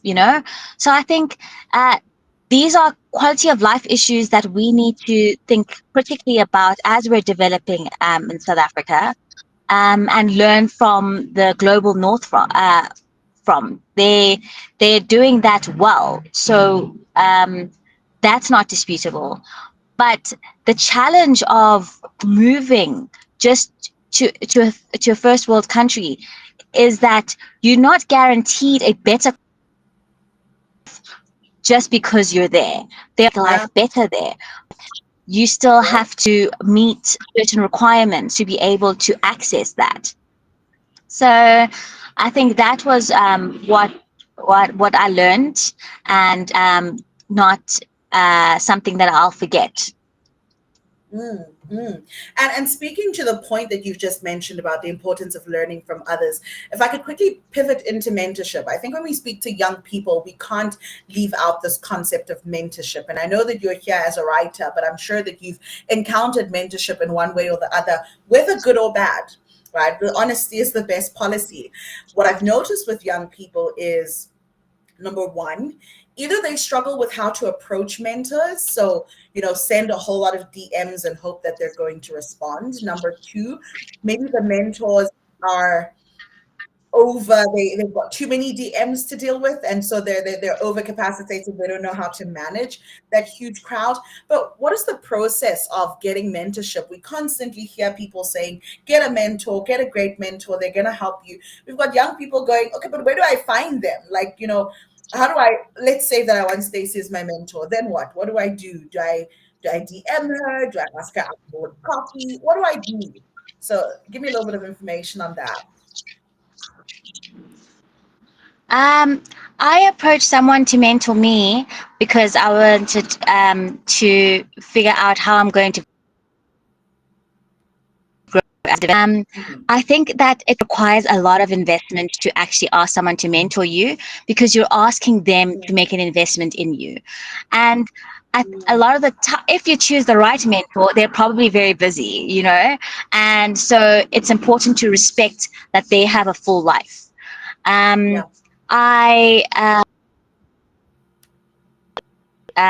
This particular mentor was at a protest because she had time before the protest, and I was explaining to her my frustration and my concerns, and what I really understood was that it's so important to be very invested in your own growth if you want a mentor, because you don't want to waste someone else's time. You want to make sure that when you have your moment with them, you're making the most of that moment. And then, of course, there's them being busy. And so for them to make time respond to is what is, to me, something that you mustn't take for granted. It's it's so important, I think, to appreciate and respect the fact that people are very busy, and if you want to be guided by someone who succeeded in what you're trying to do, you want to understand that their time is valuable to both of you. And the way to do that is to be prepared. Do your reading ahead of time. Make sure you're up to date with what they've been up to, so that you're asking the right questions, that you show that you have a real interest in them, and you're not just trying to take away from them, just drain them, so that there seems to be something reciprocal about it. Because I think most people are very happy to be of value to someone else, and to share their wisdom and experiences. So I think that there are a lot of people who are probably open to mentoring, but to maintain the relationship requires you to also be invested in their career and with the moves that they are making, and to check in, and even if they don't respond like quickly, to understand that it's because they're busy, but they will respond. It is a scary game to play, but it's definitely just speaking to people skills and being able to nurture relationships. I think that's the important thing about mentorship. Indeed. And I think that that part of sacrificing one's time is something that people undermine. And there was one time I reached out to someone I wanted mentorship from. It was a man. It's the first time I've reached out to a man for mentorship. And his response was this entire rate card, how much he charges for 15 minutes, 30 minutes, and an hour. And I'm like, one thing about men is they recognize their value and they don't play about it. Whereas with us, we're very apologetic in the sense that, mentorship, we've got about 10 mentees that we're trying to get back to, and realizing you're spending so much time. I'm not saying charge for mentorship, but I'm saying some people are. And that should already tell you about the value that you are going to be getting from this individual. I love the points that you said about being prepared and understanding that this is a reciprocal relationship. You cannot go to a mentor if you don't know what you want from them. There's got to be clear. Do you want them to give you business advice? Do you want them to walk a certain path with you? Do you want them there as what do you want from your mentor? Because just asking for mentorship, I always find that to be a difficult question that I even get asked. Alma, can you be my mentor? Sure. What do you need? Do you need advice from me? Do you need opportunities? Do you need me to open certain doors? Do you need connections? Do you need my network? What is it that you need from me? Stacey, as we round up this conversation, as we get into our final couple of minutes, first of all, where can people find you and your work that you're putting out there? And then secondly, where to from here? Well, I'm on Twitter. My handle is I wrote it into the title area at Fulu Fellow Stacy on Twitter or X now. And I think that there's a link to my blogs on my Twitter. And what's next for me is that I want to continue to study further to become an accredited planner so that I can go on to work across the continent. I think that contributing to development in a more formal way is something that I'm working towards and is really important to me. And I think that continuing to write is a very challenging thing for me. I think that I haven't been writing as frequently in recent months because I've been asking whether I am still speaking with purpose. So I think that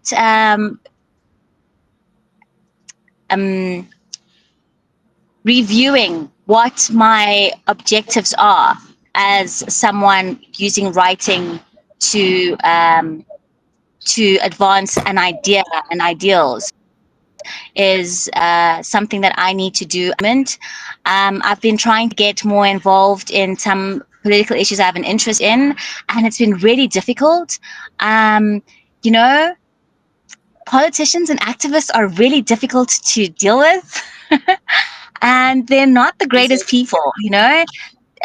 So I think that I'm still learning and still growing and networking, and I'm looking forward to what I'm going to continue to discover as I make my effort to contribute meaningfully to society. Thank you so much for that, Stacey. And I mean, your contribution to society, if you haven't yet received your flowers, receive them from me, for what you're doing, for the work that you're doing, for the stories that you're telling, for the voices that you are echoing. It does not go or does not fall on deaf ears. These are the voices that we want amplified. And so, last thing for the day, parting thoughts. What challenge do you want to pose out to the young people who are watching this right now?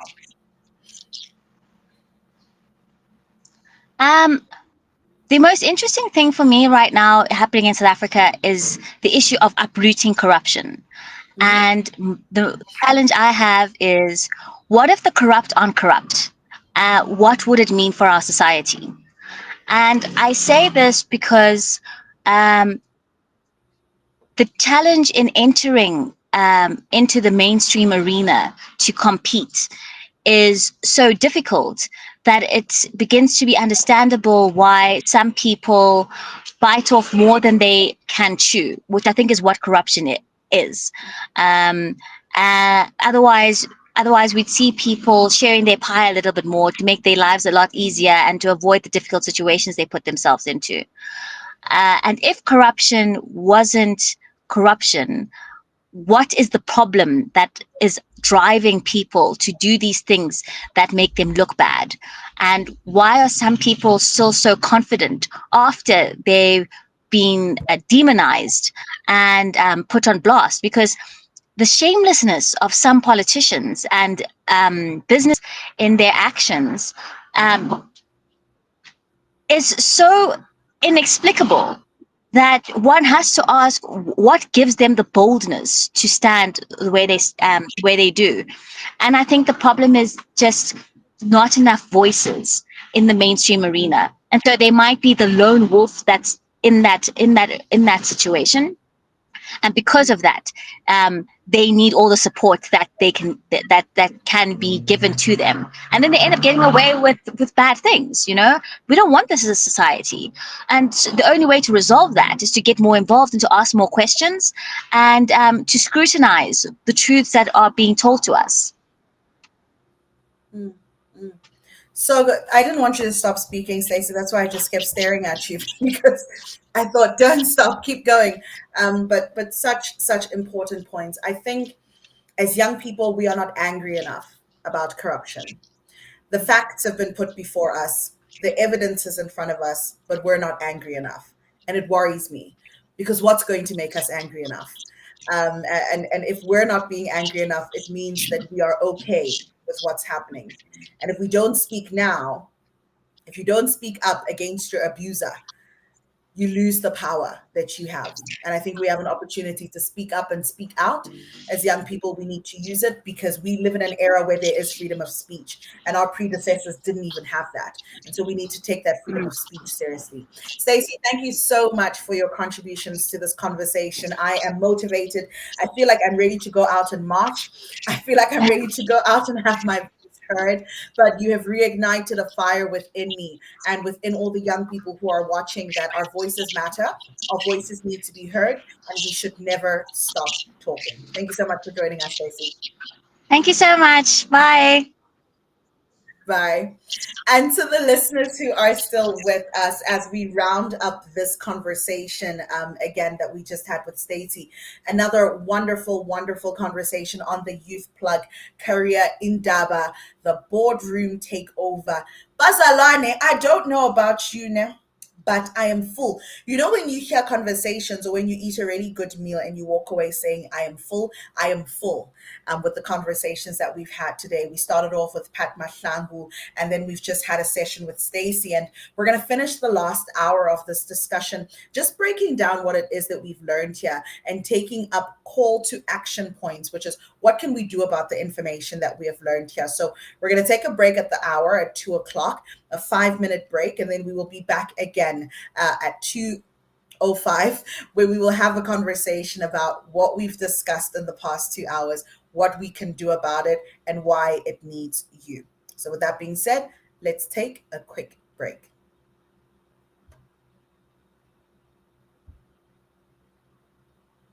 The mic is live, the youth are speaking. This is Youth Plug, where hustle meets opportunity. From side gigs to startups, from code to courage, we plug in the next generation to jobs, skills, and power. Youth Plug, Africa youth economy switched on.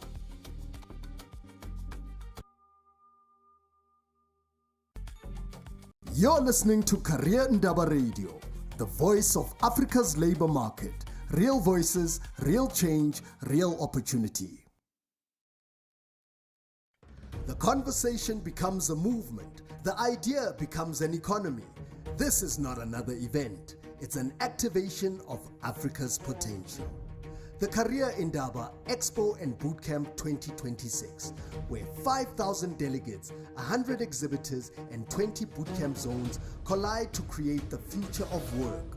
From youth innovators to corporate pioneers, from township traders to global brands, every voice counts.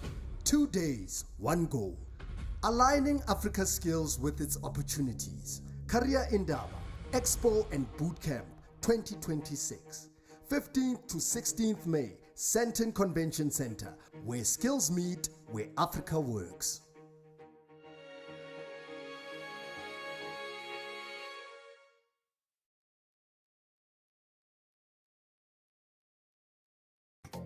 Career Indaba, real voices, real change, real opportunity.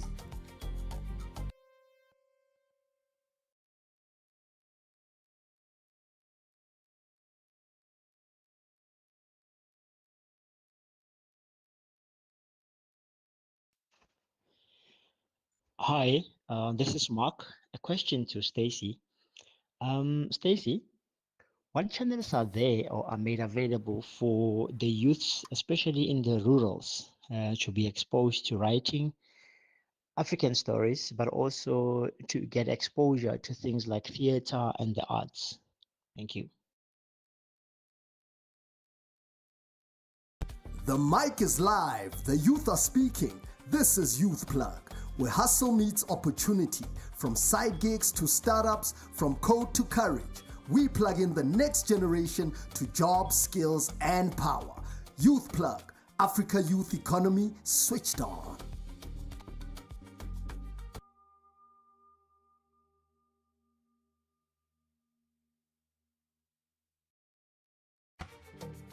Hello Africa! Want to stay plugged into the world of work? Follow us at Career Indaba on LinkedIn, Instagram and X, and dive deeper at careerindaba.org.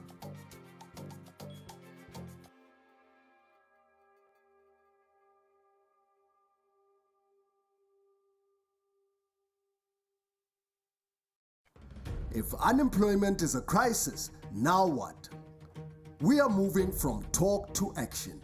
Career Indaba Impact Week, the Boardroom Takeover, a 5-day live broadcast activation from 27 to 31 October 2025, 6 a.m. to 8 p.m. daily.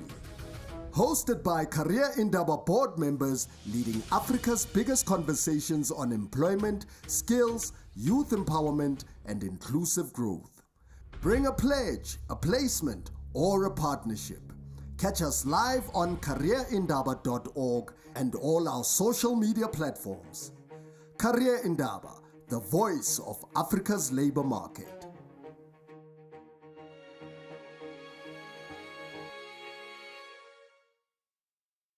Career Indaba, where skills meet opportunity. Join the movement.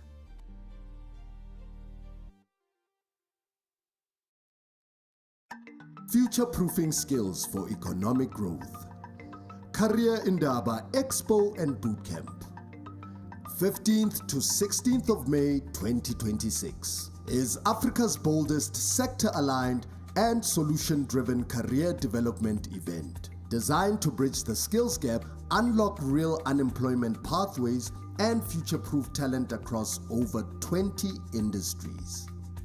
From the boardrooms of Sandton to the villages of rural South Africa, we are pulling the entire country into one decisive moment to tackle unemployment, close the skills gap, and future-proof our workforce.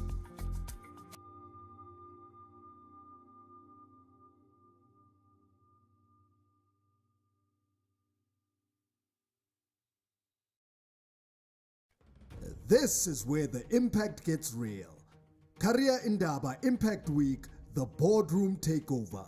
Live from 27 to 31 October, 6 a.m. to 8 p.m. daily. 5 days of bold action, live job bulletins, market access for SMEs, and skills pathways that open doors across Africa. Career Indaba, the voice of Africa's labor market. Hello and welcome back to Career Indaba Impact Week, the Boardroom Takeover. This is the Youth Plug with myself, Elma Acob, the CEO of Elevate Africa Academy and an award-winning business person, as well as a public speaking coach, MC, and all things to do with speaking and communication. We have just spent the last 2 hours together speaking to two incredible guests, starting off with Pat Mahlangu, the brandpreneur, is what he called himself, as well as speaking to Stacey, the story writer. And so as we go into this final hour, we're just going to unpack some of the golden nuggets that they spoke about, and then also have a call to action. I like to always say that at the end of a conversation, or at the end of an event, or at the end of any time you sit down to listen to people, you need to have a call to action. What are you going to do with this newfound knowledge? What are you going to do with the challenges that Stacey gave you? What are you going to do about all of the brand inputs and tips and tricks that Pat Mahlangu gave you? And so that's what we're going to discuss in this final hour. But I also just want to take a little pause and ask you that, what's that one dream or project that you've been sitting on because you're afraid that it is too big to be achieved? What's that big dream, that big project, something you've been sitting on because you've told yourself, it's actually too big? Text us right now, send us a voice note right now so that we can hear, because it might inspire someone else to start. Earlier on, we spoke about the stories of Pamela Mtanga. We spoke about the stories of Zanele Pagati. Gorgeous Mbali is another one. These are all previous Yoba winners. Pat Mahlangu, the founder of the Yobas himself, even mentioned that when he first started the awards, he had never won an award himself. And so just think about the imposter syndrome he could have been feeling in that very moment, thinking, here I am trying to award the top youth-owned brands in South Africa, and I myself have never won an award. I'm sure that he felt a lot. And we spoke about the risk that he had to take. As a young person, are you taking risks? Because risks are followed by reward. And if you're waiting for a big investment, which is what we do a lot of the times as owners of youth businesses, is we're waiting for that $1 million check, or we're waiting for that big investment that someone's just going to come in and say, here's 1 million for your business, go and grow it. And without that investment, we don't think that we are good enough to take our ideas and turn them into something else. So share with us what that big idea is. Tell us what the idea is as well, because you never know. There might be someone who's listening who has been waiting for your solution this whole time, and they might be thinking, yeah, I want to work with that individual. Send us a voice note, send us a WhatsApp. You can also just DM us on all of our social media platforms, the Career Indaba rather, so that we can interact with you in that regard. So as I said, we're going to spend this hour talking about youth empowerment, talking about taking ownership, owning your voice, owning your story, and owning your business as well, because the future belongs to those who decide to start even before they feel they are ready, which means the future belongs to you. Now, I've got a question that's just come up from one of the guests who is listening. So before I go into my summary, the question says, after listening to both interviews, I'd like to ask Elma, what's one thing that adults or leaders misunderstand about your generation, my generation? What's one thing adults or leaders misunderstand? Sure. I think that they misunderstand our drive and our passion. We've got to be some of the most passionate, or the most passionate generation that ever was. And sometimes our passion is misinterpreted for us just being all over the place. It's not that we're all over the place. You just need to find where to use our expertise in the right place. I think about that quote that says, if you test a fish by its ability to climb a tree, it's going to fail. And if you test a monkey by its ability to swim against the fish or to breathe underwater, it's going to fail. So a lot of young people are being tested by an ability that is not natural to them, or are being, forced into a box that they no longer fit into.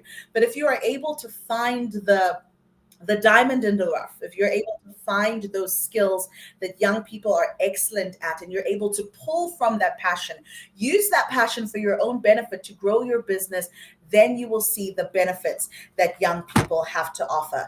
Also, this whole idea of young people of my generation as the lazy generation, the truth could not be any further. All of my circles, I don't know about your friends, but all of my friends are busy with multiple streams of income. Not one, not two, multiple streams of income, because they've realized that the job market is not enough to sustain us. And so that means, even if, for example, when I was doing a 9 to 5, when I was employed 9 to 5, working, going every day, in the evening, I was training voiceover artists on my own volition in my own time. I was training people from all over the continent how to become voiceover artists. Then I started training public speakers. And so in the weekends, I would be having public speaking masterclasses. And from Monday to Friday, I would be having my 9 to 5. Apart from that, I was an MC. I emceeing and moderating conversations, both locally and internationally. What does this tell you? My generation is hungry. We're hungry to succeed, and we want to participate. The opportunities are not out there, but now we're starting to learn how to create those opportunities for ourselves. So I hope that answers your question. The second question that I've got over here says, what platforms or spaces make you feel heard and which silence you? Sure. That's a very personal question. I say it's personal because each individual can have a different response to that. I think the platforms that make me feel seen and heard is definitely Instagram and LinkedIn from a professional perspective. I feel like those are two social media platforms that allow me to really talk about my business without feeling like, how they say LinkedIn is just for bragging and telling people what you do. Yes, it is. So without making me feel like I'm bragging too much, Instagram and LinkedIn are able to showcase the excellence of my business in a way that I don't feel judged and threatened. TikTok, on the other hand, is my creative space. So my TikTok is just for me and my thoughts and my ideas and my outfits of the day. It's not too corporate, it's not too formal, but it gives me an outlet, as well as WhatsApp. I am a WhatsApp influencer. That's what I always say. I might not have hundreds of thousands of followers on social media, but I am definitely a WhatsApp influencer. That's where I share all of my thoughts and all of my golden nuggets. And what spaces silence me? I would have to say, and again, this is my personal take, it would have to be X, previously known as Twitter. I just find the space to be very daunting in terms of posting your opinions over there. I've seen over the years how people have been dragged and misheard and misunderstood and blacklisted and canceled, because there's cancel culture using the platform that is Twitter. So it's one platform that I personally stay away from, but it works for some people. So the advice over there is find what works for you. Number 3 says, third question that's come up, because amplifying voices is about being seen, what does it mean to be a young South African today? If the question is speaking about voices being amplified and being seen, it means, just as Stacey said, you cannot be silent. I'm thinking about young creators who are really speaking out. I think about Lerai, who is really speaking out. We have to be active participants in what's happening in the country. We cannot just be people who are consuming information that is being told to us. We need to be participants in a conversation that is happening. And so if you are a young South African and you're watching this and you're thinking to yourself, okay, cool, Alma, you said my voice should be heard, but the right people aren't listening. I'm talking, but no one's listening. Don't stop talking. That's just the advice that I have to give you, because the people who need to see it are seeing it. Also, don't think that your voice has to be echoed on a national scale. Start within your community. Start within your sphere of influence. Start within your family. This is the discourse that comes to play when we think about gender-based violence and things like that. Start within your family and your friend groups. What conversations are you having? What conversations are you allowing as a young person? And what conversations are you encouraging or completely discouraging? That is where your voice matters most. And so make sure that you are using your voice for these platforms and that people are actively listening to you. The next question that has come up says, while the influencer space is gradually becoming crowded and everyone seems to be vying for it as opposed to a 9-to-5, how sustainable is the influencer space over time? Now, thank you for that question. Would I call myself an influencer? I think maybe I would. Maybe we should redefine the definition of influencer. An influencer is not someone who has over 10K followers or 100K. An influencer, by virtue of the term, is someone who influences. So are you someone who influences? I believe I influence people. I believe I have a positive influence in what I do and how I speak. And so although there is this growing desire to become a full-time influencer, how to make it sustainable would be to think about it as a business. Think about it as a 9-to-5. I'm a strong believer in having timetables and having order. What does it mean? It means I'm waking up in the morning and I'm going through my checklist. What am I doing at 9? What am I doing at 10? Am I taking a lunch breaks? Am I posting here? Am I reaching out to that brand? Am I reaching out to that organization? What is my day-to-day task? Because if I want to make this sustainable, I need to make it continuous. There has to be continuity in it. I can't pop up and post something today on Monday, disappear, come back on Friday, post something again, disappear. There needs to be consistency. And if you look at the best performing influencers or those who do a really good job at what they do, you will realize that it's something that you need to have focus. It's something that you need to be invested in, and it's something that you need to practice over a long period of time. This idea of instant gratification is not sustainable. Having one post that goes viral is not sustainable. What are you doing with that reach? What happens afterwards? How are you taking advantage of this newfound audience that has discovered you? That is what makes a difference between an influencer who has got lots of followers but no influence, and an influencer who has made a profitable business out of what they do. Now, a couple of other questions that I just wanted to address when we think about careers and employability for the young people who are here. The question that always comes to mind that I always get asked is, what skills are employers really looking for, Alma? Because how do I make my CV stand out? I am competing with thousands of other young people, and so how what are employers rather looking for? What is it? To that, my answer would be three things I think that I would touch on. The first of them being your ability to communicate. And I know I'm biased because I'm a communications expert. That's what I do. But your ability to speak is what sets you apart from everyone else who is vying for that role, which is why I always have this saying, and it's very confident. I'm allowed to be confident. You're allowed to be confident that the biggest can make is to take me through interview stage. Because once you hear me speak, you'll have to give me the job. There's no two ways about it. Maybe we'll compete when it comes to CVs and things, but if I make it into the room, it's already too late. That's the same mentality that you need to have. Public speaking is currently ranked the fourth most in-demand skill globally, which means the person who gets the job is not necessarily the smartest in the room, but it's the person who sounds like the smartest in the room. And I've seen this in my life many, many times where I'm competing with someone else who maybe has a CV slightly larger than me, but because of my interview skills and my conversation skills, I'll get the role and they won't.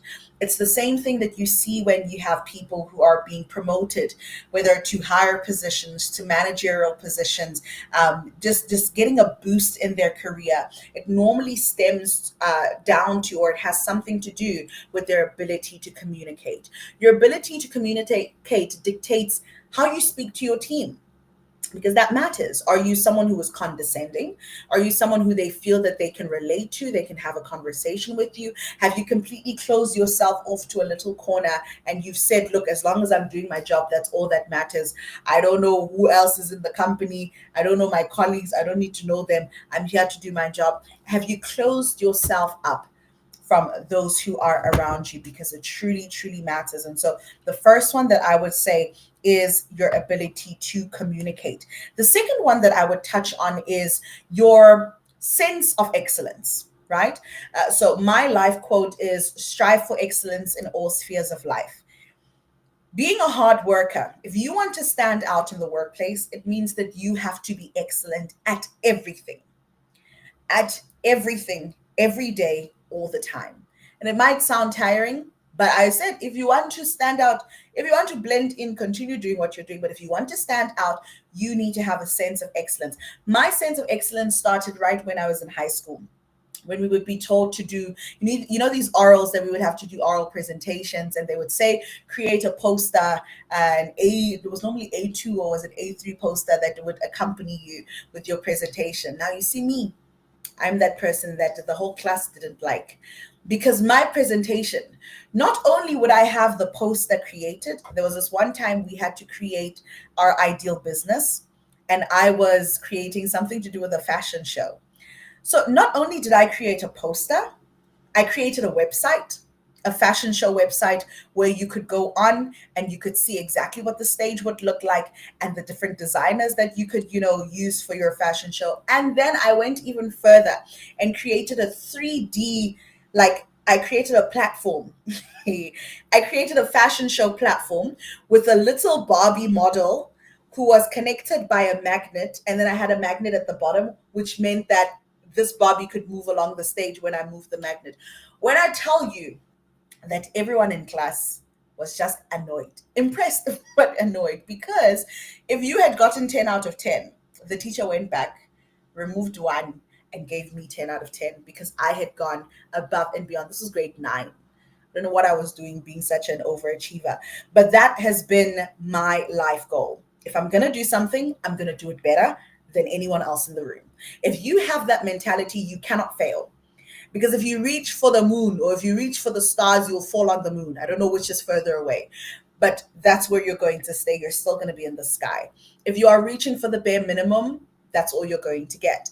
And so let this mentality of, you know how we were told in school, you're doing too much. Don't do too much. They even said now, young people, don't do too much, brah. I'm here to tell you, do too much. Do more than. Do exceedingly and abundantly than you are currently doing, because that is how you are going to stand out. So we've got public speaking, we've got striving for excellence, and then what are employers really looking for? Employers are looking for someone who can represent their brand. At the end of the day, you know how people like to say that you don't take the workplace home? Yes, you don't take the workplace home, but understand that the work that you do follows you even when you're not in the office. What this means is if you are working for a specific bank per se, and you step outside and the conversations you're having with people doesn't reflect the principles of that bank, it's going to be problematic. Employers are looking for people that they can trust with their brand. Right now, and it happens a lot in the United States more than it happens here in South Africa, but you'll always see a viral video of someone being racist or something happening, and they would tag the employers, and immediately the employer has to give an apology. So it's not even a thing of your staff member, you're doing this on your own. It has nothing to do with the company you work for. But by virtue of association, they have to do an apology. They probably will have to suspend you or fire you, and you have put their brand in disrepute. And so companies, organizations are looking for someone who can be a walking billboard for the work that they do. If you're able to achieve that, then you're able to achieve the skills that companies are looking for. The next one is, what are the most common barriers to employability? I think I've covered that in terms of the skills. Just think about it in the opposite form. Barriers, if you cannot communicate, it's a barrier to entry. If your language, your grasp for language, unfortunately, English is the language of the world. So if you're trying to work international organization, then you need to know how to communicate better. But even if you're communicating in your local language, can you do it confidently? Can you do it and showcase your skills? Limitations, unfortunately, and I want to believe it's changing, but there used to be certain roles, I think that they still are, that will say you have to have a driver's license to have the role. Some will even say you need to have a car to have a role. These are the unfortunate truths that young people are going through, that the barriers to entries are just so much that even though I have studied, I have gone through the process of paying for those very expensive fees, I've graduated cum laude, and then I want to get a job and you tell me that I also need to have a car. It's heartbreaking. It really is, what the barriers that young people are having to go through. And I truly hope that employers will change their mindsets and will give young people an opportunity to shine, because all we need is an opportunity. Once we've got our foot in the door, we will take it from there and we will do everything else that needs to be done. One action that you can take this week to move closer to your dream job is to follow the page. You cannot say that you want to work for Nedbank and you're not following Nedbank. You cannot say that you want to work for Nedbank and you haven't attended, I think it's the Nedbank Leadership Conference. I'm not sure which one it is, but they also have the Nedbank Youth something. What I'm saying is, if you want to work for these organizations, follow them. Find out what they're doing. Find out what they're busy with. Take an interest in the same way that you take an interest in an influencer or someone that you like. You want to find out when Beyonce's next show is. You want to know how this YouTube couple's relationship is going. The same way that you are focused on what they are doing is the same way that you should be focused on your career and focused on your business. All right. Those are a couple of questions. When we come back, we're going to go through a few more and we're going to summarize what it is that we've learned, as well as the call to action. I hope that you are still listening. This is Career Indaba, the Boardroom Takeover, and it is Youth Plug with your girl, Alma Acob. Let's take a short 5-minute break. I'll see you just now.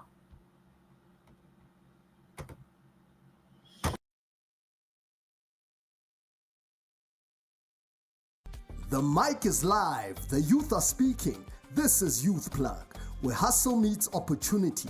From side gigs to startups, from code to courage, we plug in the next generation to jobs, skills, and power.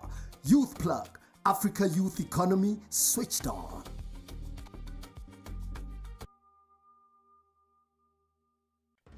conversation becomes a movement. The idea becomes an economy. This is not another event. It's an activation of Africa's potential. The Career Indaba Expo and Bootcamp 2026, where 5,000 delegates, 100 exhibitors, and 20 bootcamp zones collide to create the future of work.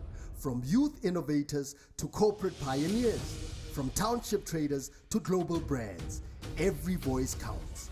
2 days, one goal. Aligning Africa's skills with its opportunities. Career Indaba Expo and Bootcamp 2026. 15th to 16th May, Sandton Convention Center, where skills meet, where Africa works.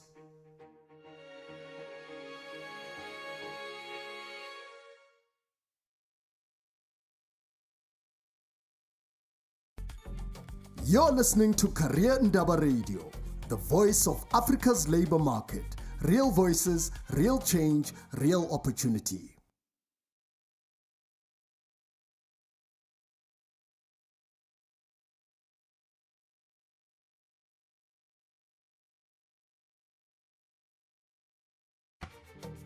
Hello Africa! Want to stay plugged into the world of work?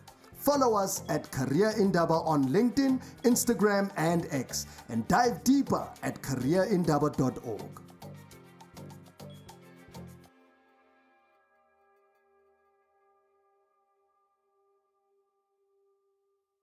Career Indaba Channel, the voice of Africa's labor market.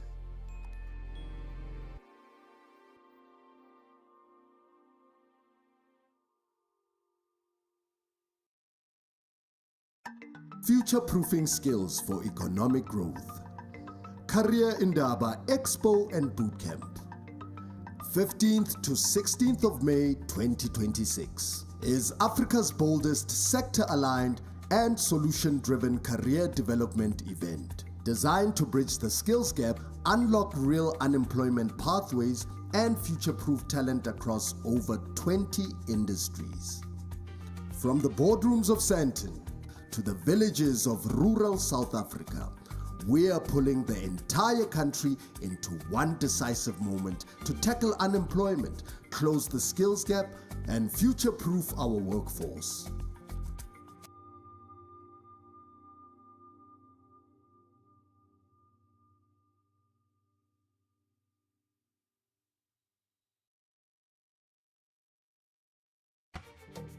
Hello Africa! Want to stay plugged into the world of work?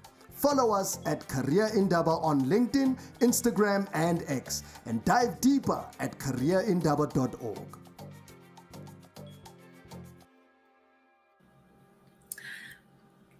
Welcome back to the conversation with the Youth Plug at Career Indaba. We are speaking about young people. I am your host, Alma Akob. We are rounding up to the last 30 minutes of what has been 3 hours of, I don't know about you, but absolute bliss for me. Conversations that empower, conversations that educate, conversations that keep us grounded as young people. We've heard from 2 guests today, Pat Mahlangu, founder and CEO of the Yoba, CEO of Lerato Agency. And we've spoken to Stacey as well, a writer and phenomenal storyteller who told us about how it is important for youth voices to be heard. In this last 30 minutes of the segment, I want to talk about 2 things: the power of storytelling, as well as the call to action, which is what are we going to do with everything that we've learned today? When it comes to the power of storytelling, every great movement, every great brand, every great leader started with a story. You cannot build a company, build an organization, build a brand if you do not have a story to tell. And stories are not just, your background, it's who you are. How did you get to where you are currently? Where are you coming from? What makes up this person that is you? Whether it is the strengths, the weaknesses, the successes, the failures, everything that comes together to form this individual, this unique individual that is yourself.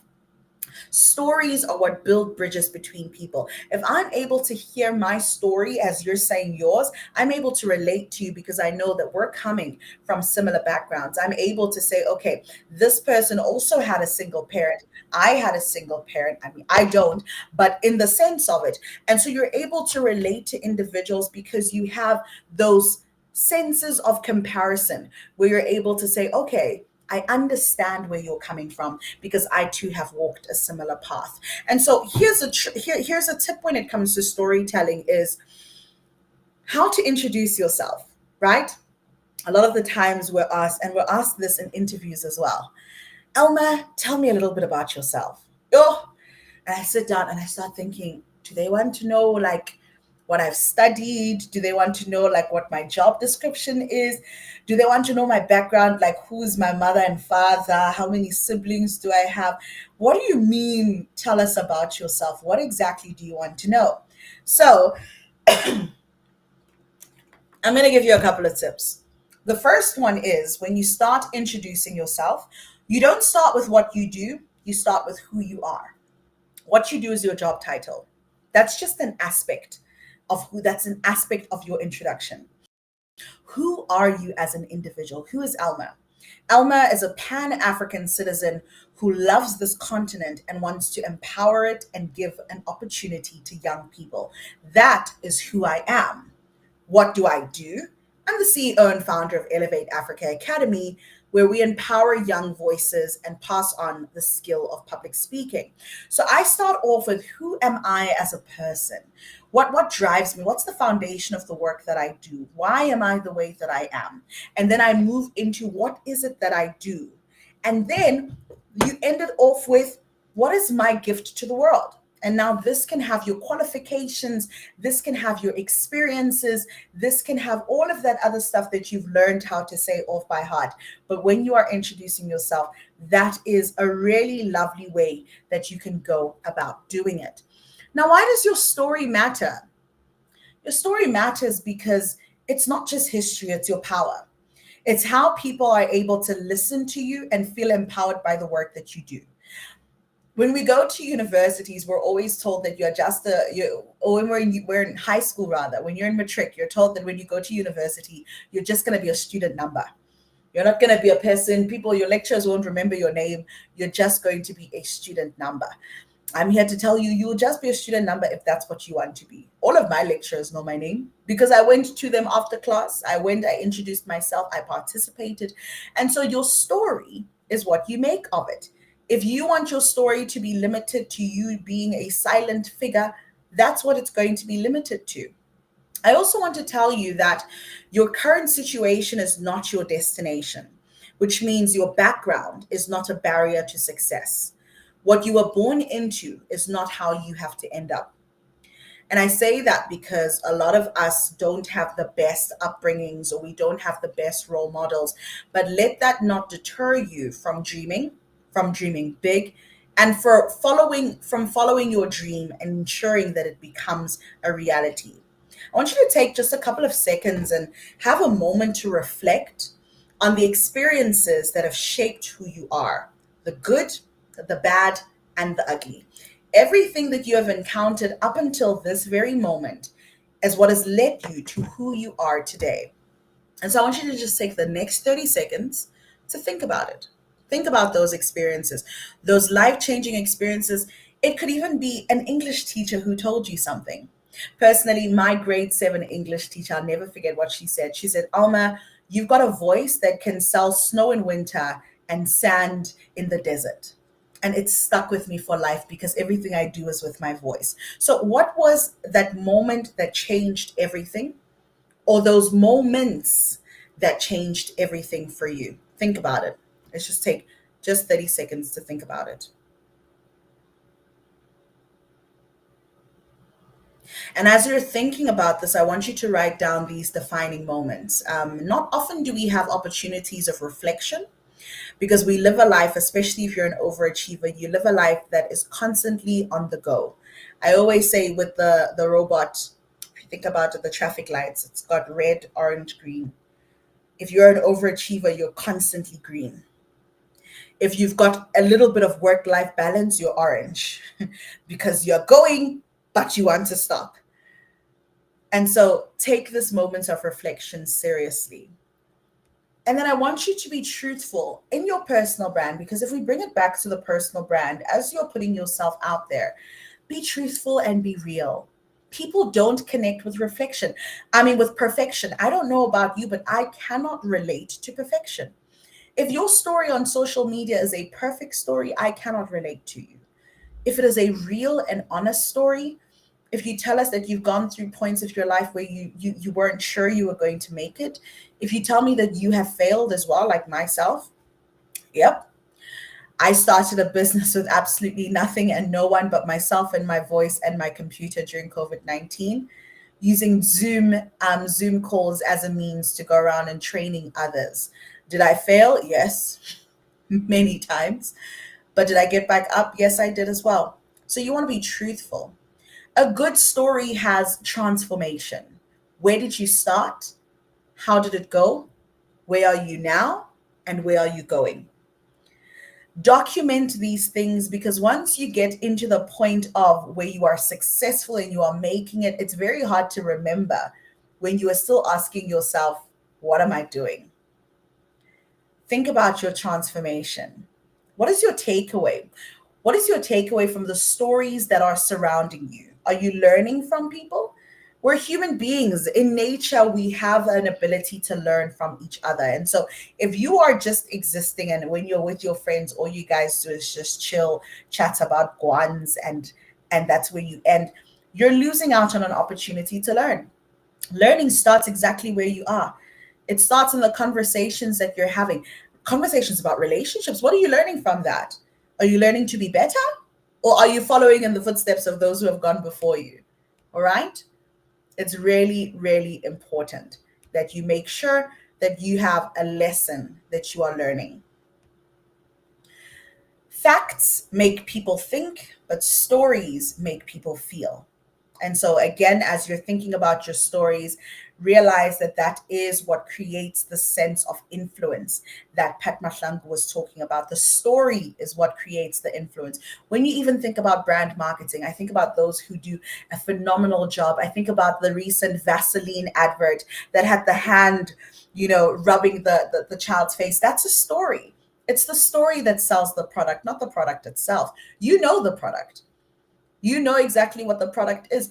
We know what, every single thing that's being advertised to us, whether it's Coca-Cola, Coca-Cola, they're not advertising the product. They're advertising the feeling that you get from having this product, from sharing it with your friends, with the Share a Coke campaign. So what is the emotion and the story behind what you are trying to market? If you've been given a brief from a brand that says, we want you to advertise this new pencil or this new pen, what story are you going to use to advertise that?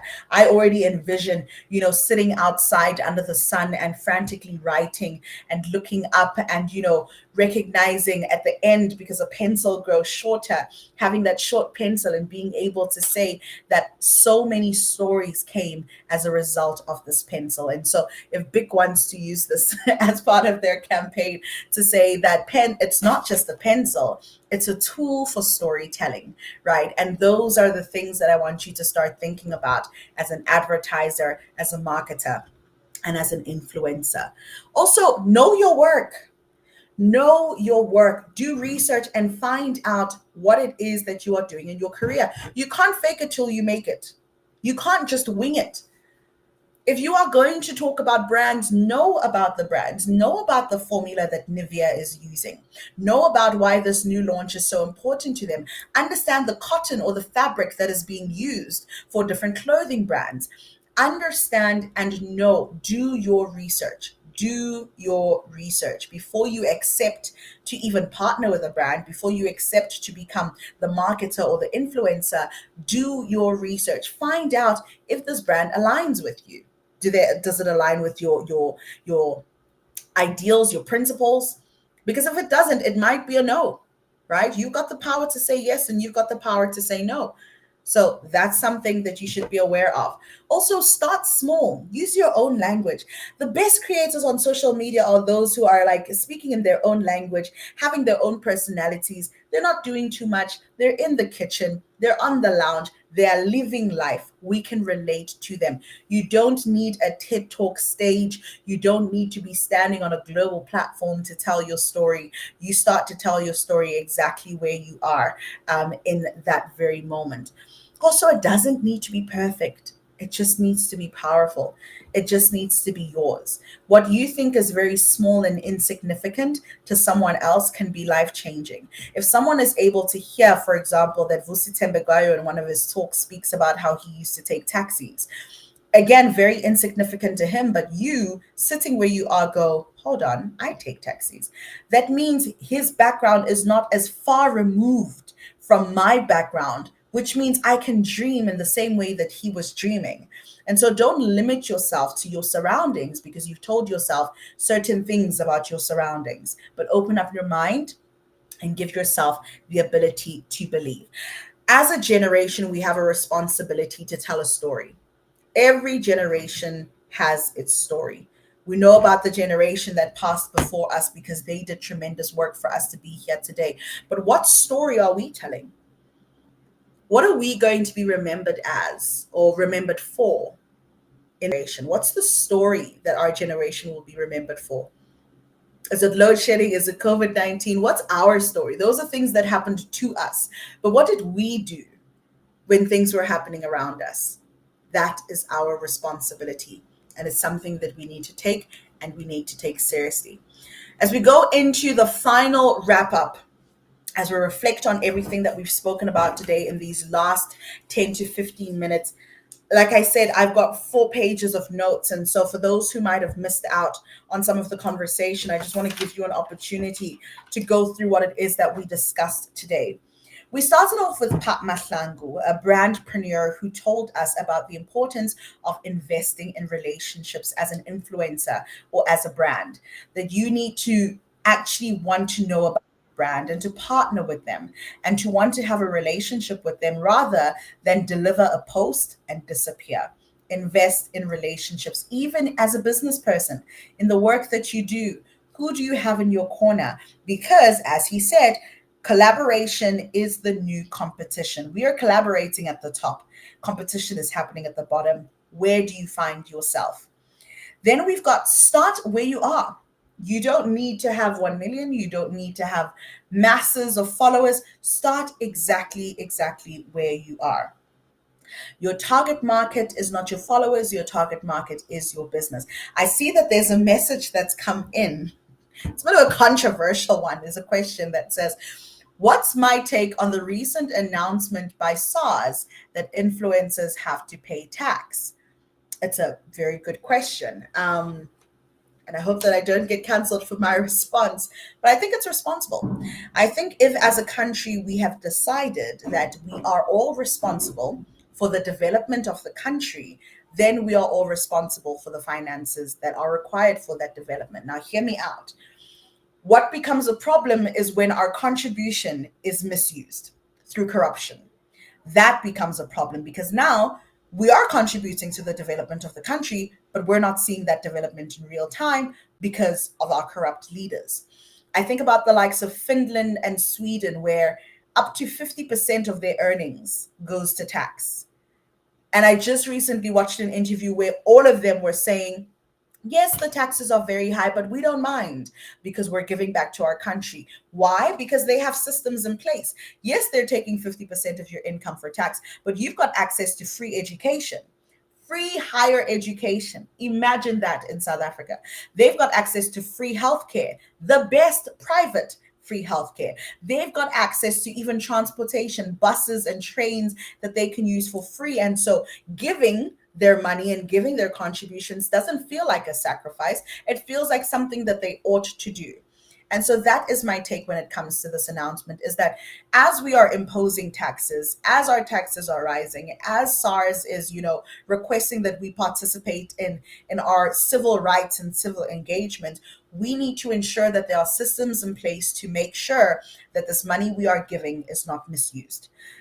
because it's heartbreaking to hear of the millions and millions that are being taken by this individual, that individual, from the hospital system, from the transportation system, from the COVID-19 funds. It's heartbreaking to know that that's my hard-earned money. As someone who pays tax, that's my hard-earned money going into someone else's pocket. And that's not what I sent my money to do.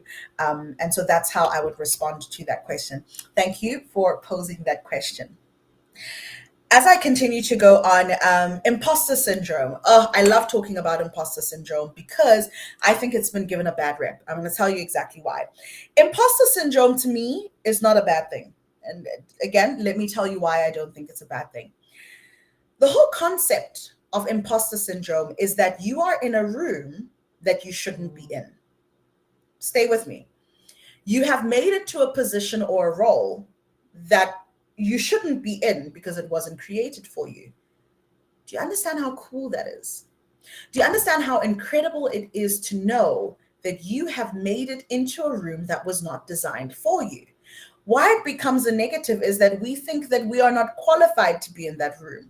Yes, you are. You are the youngest person there. You are the only woman there. You are the only Black person. You are the only whatever it is that makes you feel like you're an imposter. But change your mindset and realize that I am the only young person in this room, which means my voice is critical, which means I need to be the loudest, which means that I cannot sit back and watch things happen. I need to participate. And so the moment you ever feel imposter syndrome coming up, I want you to change your mindset and think, hold on, wait a minute. I am an imposter here. But that's the beauty of it, is that I still made it, which means I'm qualified to be here. So if you're ever feeling imposter syndrome, change your mindset. Yes, you're an imposter, but we're glad that you're an imposter. We need more imposters in the room. We need more people to be in rooms that they're not supposed to be in, because that is when real conversation starts to happen. We spoke about the importance of having the right people around you. They always say if you want to tell someone's future, look at the 5 people closest to them, and you'll be able to tell what their future would look like. Who are the 5 closest people surrounding you? And what does that say about your future?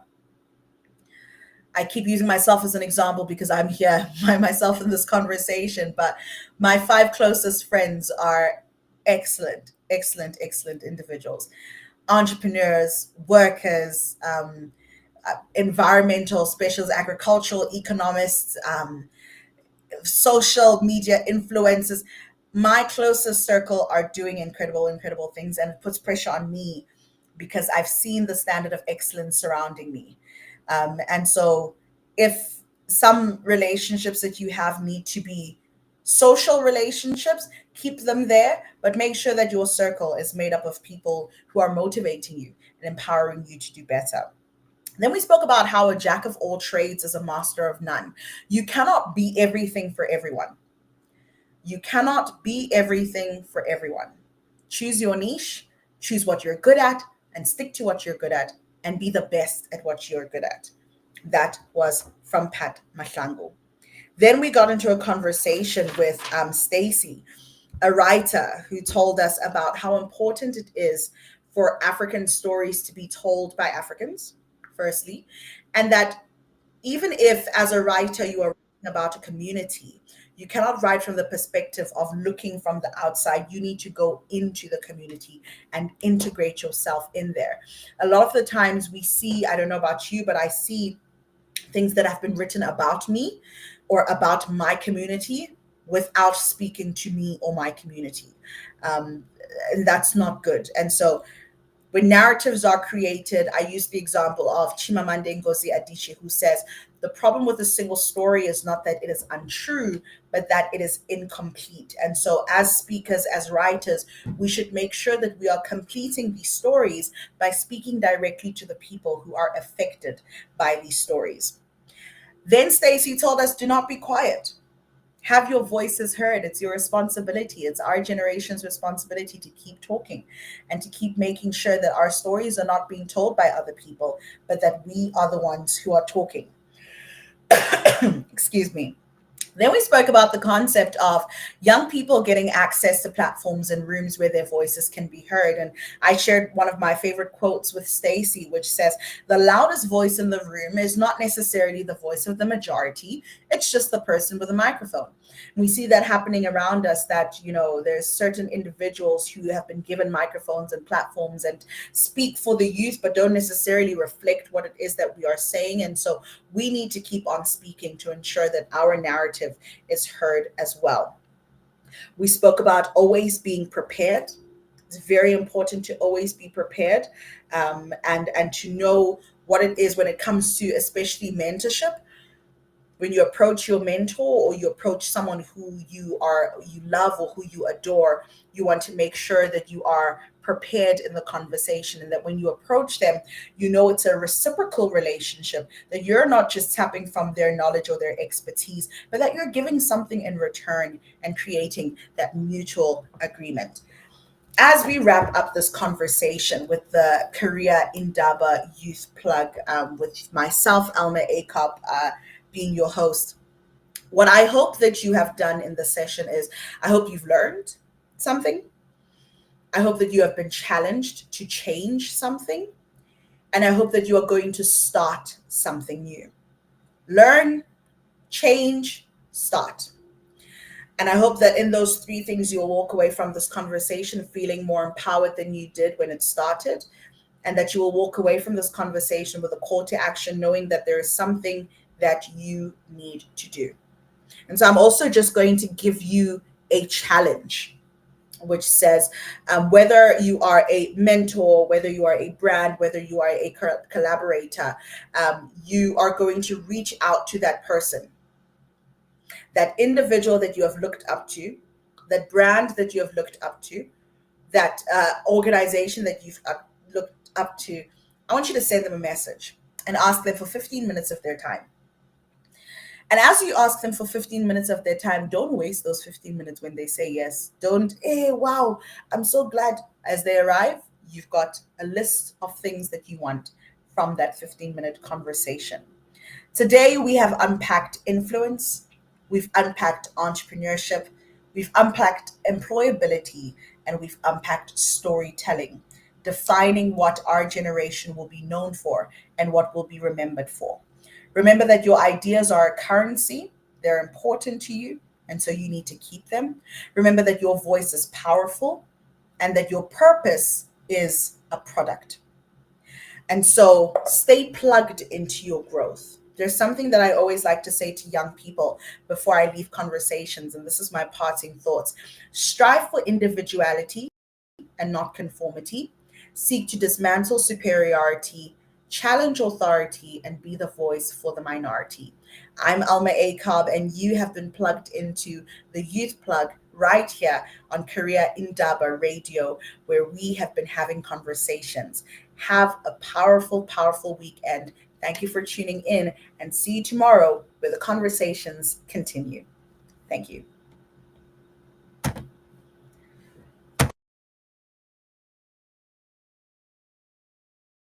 The mic is live, the youth are speaking. This is Youth Plug, where hustle meets opportunity. From side gigs to startups, from code to courage, we plug in the next generation to jobs, skills, and power. Youth Plug, Africa youth economy switched on.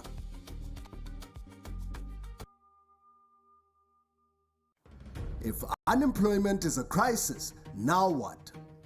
We are moving from talk to action. Career Indaba Impact Week, the Boardroom Takeover, a 5-day live broadcast activation from 27 to 31 October 2025, 6 a.m. to 8 p.m. daily. Hosted by Career Indaba Board Members, leading Africa's biggest conversations on employment, skills, youth empowerment, and inclusive growth. Bring a pledge, a placement, or a partnership.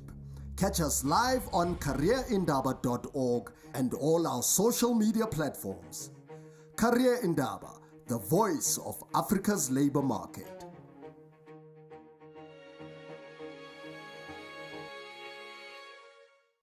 The conversation becomes a movement. The idea becomes an economy. this is not another event, it's an activation of Africa's potential. The Career Indaba Expo and Bootcamp 2026, where 5,000 delegates, 100 exhibitors, and 20 bootcamp zones collide to create the future of work. From youth innovators to corporate pioneers, from township traders to global brands, every voice counts. 2 days, one goal. Aligning Africa's skills with its opportunities. Career Indaba Expo and Bootcamp 2026. 15th to 16th May, Sandton Convention Center, where skills meet, where Africa works.